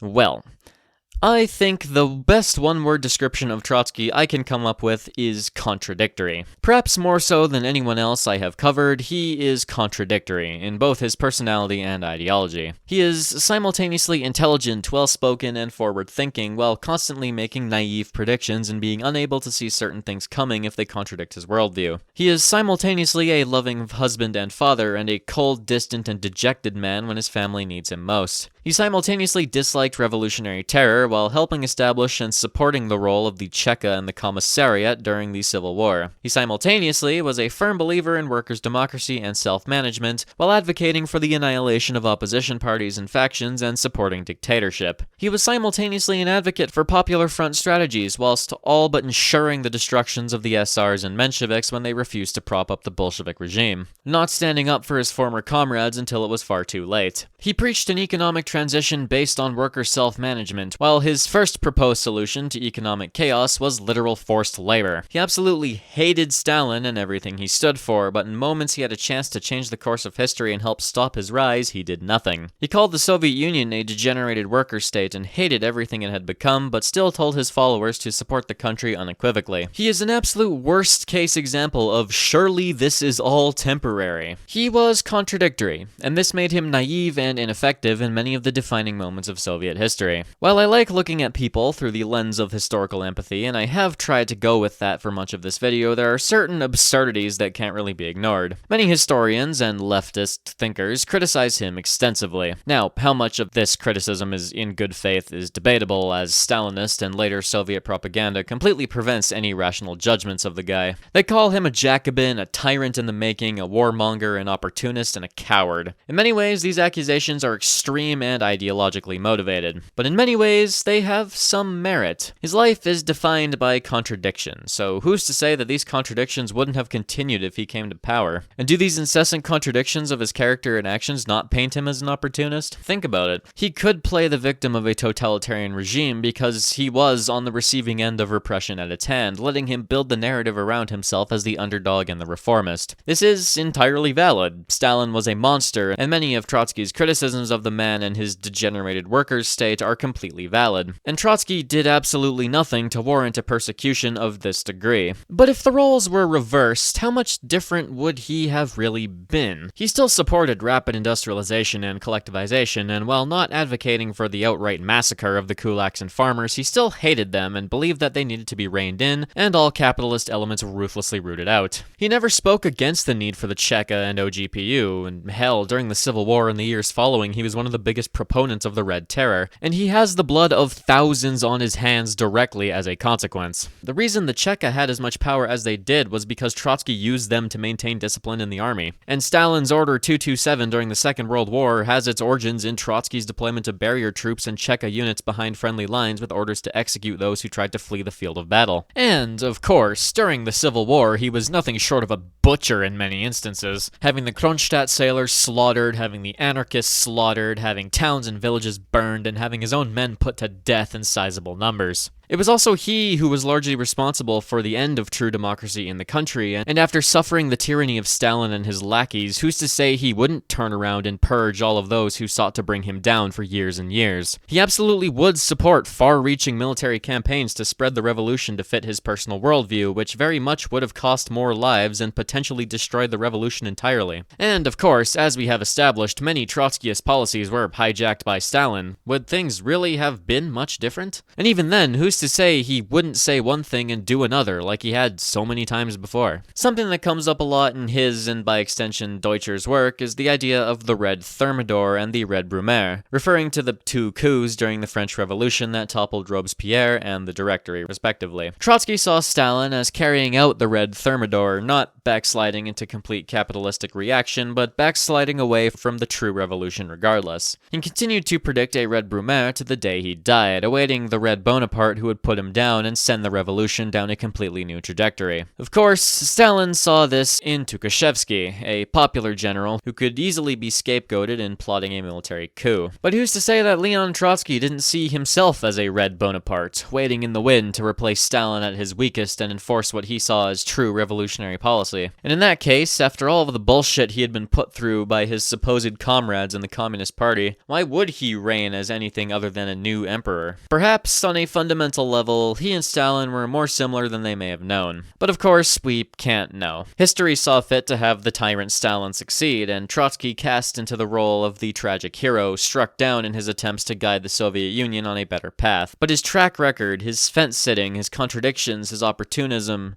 his humanity, paint a picture of a deeply flawed, complex, and unique individual, which, of course, is totally normal. In the interest of historical empathy, is it not human nature to be flawed and often contradictory? Many of the judgments of character directed against Trotsky are built around what he could have done, painting these contradictions as a sign of some reactionary evil lying in wait. And it could be. But maybe he was just a guy doing what he thought was the best thing to be done at the time, whether we consider that to be the right choice or not in hindsight. After all, it was he who saved the Russian Revolution in its hours of greatest need, time and time again. It was he who dedicated his entire life to the cause he uncompromisingly believed in, even while supposed comrades betrayed him to save their own skins. Was he not entirely correct about the rise of fascism in Europe and the consequences it would have, even while the rest of the world stuck their heads in the sand? Perhaps a Trotskyist Soviet Union launching a preemptive strike would have saved millions of lives in the long run. Or, hell, Trotsky in a position to command the International like Stalin did could have smothered Hitler in the crib entirely. And even if he was contradictory, he did still profess support for worker self-management, greater party democracy, an eventual end to terror, and a return to a peaceful and stable society. He supported industrialization because he knew the Union could never win a war of survival without it. And while he believed that collectivization should be pursued, he wanted it to be slow and voluntary as technology and society caught up. Perhaps a Trotskyist Union would have been far freer and more democratic in the long term, built along more traditionally Marxist lines. Maybe things would have been better. with him in charge. He could play the victim of a totalitarian regime because he was the victim of a totalitarian regime, but to the very end he remained principled and stoic, never conceding, never recanting. And if nothing else, he was right about so many things. I think my point with this whole section and all of these videos really is that Trotsky was not a tyrannical Red Napoleon waiting in the wings to destroy the revolution, nor was he a flawless angel of true socialism waiting to guide humanity to a brighter future. He's simply human, with all of the strengths and flaws that such a state comes with. No idea if any of that was coherent. In any event, he is a deeply fascinating character to analyze in my opinion. Right, now that we have the last few pieces in place, after a 2+ hour adventure into the life and times of one of history's wackiest characters, it's time for the tale of Lev Davidovich Trotsky to reach the conclusion you've all been waiting for. He didn't know it yet, but the man of a million contradictions was approaching his end. Eternity awaits. In September of 1938, a conference was held in a suburb of Paris that created an organization called the Fourth International. Trotskyist parties from around Europe and North America attended, but it was a very small conference with small attendance for purposes of secrecy. Despite this conference, the Fourth International was a largely on-paper organization that didn't have a lot of sway. Trotsky had long since lost his influence, and the rise of totalitarianism had essentially destroyed the hopes of Marxist movements not affiliated with Big J. The only place with a reasonably sizable Trotskyist party was, ironically, the United fucking States, but Trotskyism as a whole lacked popular support. The Fourth International was thus largely symbolic, but Trotsky could say that he came up with the idea for most of its program, so there's that, I suppose. His expectations were lofty. He, ironically, believed that the inevitable Second World War would end like the First, with a tide of revolutionary activity that toppled fascism, capitalism, and Stalinism alike. Then, much like the Third International that he and Lenin had helped found, the Fourth would usurp the positions of the old and lead the proletariat into the future. As we know, this didn't even come close to happening. As Trotsky got older and more isolated, his predictions and hopes became more and more dramatic and idealistic, something that doesn't really reflect well in his beliefs 80+ years onwards. He also increasingly struggled to maintain relationships with his fellow travelers, as he didn't much care for the cult of personality thing, and as such struggled to connect with people who treated his work as gospel. He also absolutely refused to accept any form of pragmatism and took a very ends justify the means approach when it came to any criticism of policy during his time in Russia, which drove people further away from him. He also, rather controversially, still believed in supporting the Soviet Union and its actions regardless of Big J's existence, something that made the more hardline anti-Stalinists a little upset. His friendship with Rivera also fell out, as he was getting super involved in Mexican politics, and Trotsky wanted to avoid being seen as involved and violating the terms of his existence in the country. As such, he left Rivera's home as well. He was now struggling financially, as being an author and journalist only pays so much, and he was forced to borrow from friends and even sell off his archives to American universities. He was able to buy a small piece of property in a neighborhood of Mexico City, which was pretty quickly turned into a veritable fortress, with several armed guards and reinforced walls. He regularly received visitors and went on trips to the countryside where he climbed mountains and collected cacti of all fucking things. Are we sure he didn't just have autism? Eventually, the threats radiating from Stalinist circles grew so loud that even these activities became rare, so he resorted to raising rabbits in the yard of his compound. Just a chill guy, what can I say? He also occupied his time writing his final book, a biography of Stalin. By the end of 1939, a couple of old friends, the Russe family, had moved in for a stay, and they brought Trotsky's only surviving grandchild with them, so maybe his situation wasn't so bad after all. But as they say, the pale horse comes for everyone eventually, because the Rossmers also brought one Raymond Mercader with them. Mercader had some tangential relations with the Rossmer family, but nothing super suspicious. He claimed to be a neutral party that had an interest in Trotsky's ideas, and he gradually began to ingratiate himself in the household. On February 27th of 1940, Trotsky penned his last will and testament. He was sure he would die of natural causes, or by suicide of all things. He dedicated a large chunk to Natalia. In addition to the happiness of being a fighter for the cause of socialism, fate gave me the happiness of being her husband. During almost 40 years of our common life, she has remained an inexhaustible source of love, magnanimity, and tenderness. She has undergone great sufferings, but I find some comfort in the fact that she has also known days of happiness. Natasha has just come up to the window from the courtyard and opened it wider so that the air may enter more freely into my room. I can see the bright green strip of grass beneath the wall and the clear blue sky above the wall and sunlight everywhere. Life is beautiful. Let the future generations cleanse it of all evil, oppression, and violence and enjoy it to the full. His life continued largely uneventfully, bar some more verbal skirmishes with Mexican Stalinists, until the early morning of May 24th, 1940, when his compound was violently raided by 20 armed men who fired hundreds of bullets into Trotsky's room, also throwing grenades into the house. Miraculously, these armed men were so fucking dog shit that nobody was hurt, with the exception of one of his guards who was kidnapped and later murdered. It was very obviously a raid orchestrated by Big J, but of course people immediately tried to blame Trotsky himself, because obviously you would put your wife and grandchild in mortal danger for a false flag. This ordeal shook him considerably, and he became isolated even further as the authorities convinced him to enhance his defenses through higher walls and more guards. A few days after this attack, Mercator had a chance run-in with Trotsky while he was feeding his bunnies. They didn't talk much, and he was pretty polite, so nothing really came of it. Over the course of the next couple months, he was in and out of the house a bunch of times, but he never stayed more than an hour and only actually encountered Trotsky 3 times. But he was kind and chill, so he was allowed to stick around. He also shared Trotsky's interest in climbing mountains. However, he was also quite erratic and prone to nervous breakdowns and extremely ominous activities. Like, one time he casually mentioned that he was so strong and so good at climbing mountains that he could split an ice block with a single whack of a pick. He also looked at the defenses that were being prepared and casually remarked, I mean, that shit's all pointless because why would the NKVD do the same thing twice, and just went along with his day. He had also positioned himself as an ally of Trotsky in his arguments with other communists. On August 17th, Mercator said that he had written a small article about Trotsky's opponents and asked if the big man himself could read it over. Their meeting went oddly, and Mercator was acting really fucking strange. 3 days later, on the 20th, Trotsky awoke to what must have seemed like the most normal day in the world. He wrote some letters, fed his bunnies, and recorded an article on a dictaphone. Around 5 p.m., Natalia noticed Mercator kind of looming in his general area, inquiring about the article that Trotsky had told him to rewrite. He led Mercator into his study and began reading the article. Mercator draped his coat over a chair, withdrew an ice pick, and plunged it into the back of Trotsky's head.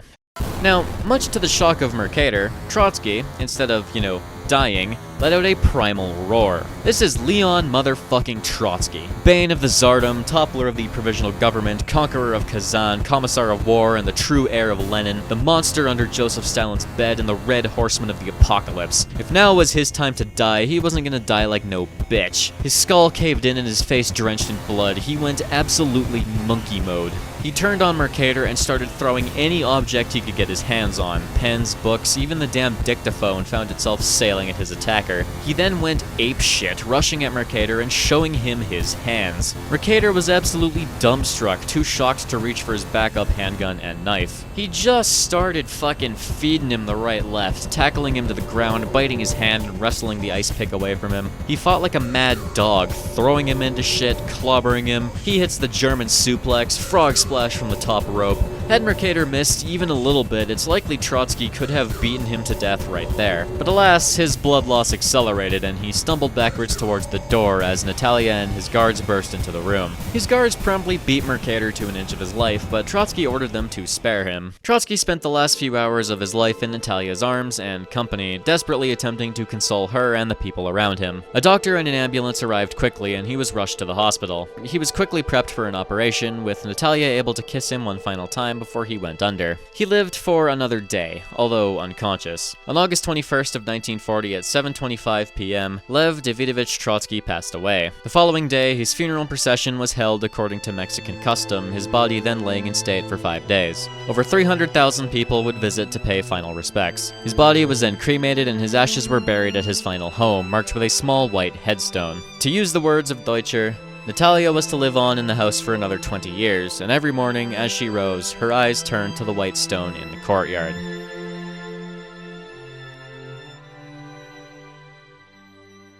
Trotsky's death was met with a lot of shock as well as a lot of celebration. Big J likely brought out the top shelf liquor for this one. Without his influence, the Fourth International came under constant crackdowns from everyone under the sun, eventually fracturing and fragmenting in the 1950s. With the triumph of Big J during the Second World War, any opposition to the policy of the USSR was kinda seen by most as pointless. Trotskyist groups do still exist, but they are small and have little influence in socialist circles. At the end of the day, the anti-Trotskyist campaign succeeded with flying colors, with Trotskyism itself being a rather fringe ideology in the communist umbrella. That said, his name and likeness have appeared as inspirations for numerous leftist movements around the world. Mercator would end up serving 20 years in prison for his assassination. He was released in 1960, after which he moved to Cuba and then the Soviet Union. He received the Hero of the Soviet Union Award for his efforts. He died of lung cancer in 1978. Trotsky's final home is preserved as a museum that you can visit, and it holds the location of his grave as well. His name and legacy were absolutely destroyed in the years following his death. His role in Russian and Soviet history was reduced to mere footnotes by Soviet and Western historiography alike. The Soviets did their damnedest to remove any trace of his existence from the official record, with Stalin's iron control over foreign communist parties contributing to this, with all of them stamping out his name as well. However, as time went on, attitudes softened. His books were unbanned in Russia in 1989, as rehabilitation of many political victims was in full swing. He would be one of the final victims of Stalinist terror to be fully rehabilitated, occurring in June of 2001. Since then, he has rebounded somewhat as historical reinterpretations have come and gone, and all of his works are available in many languages in many places. He still remains a controversial figure and subject of analysis to this day. I suppose he had it better than some people in that way.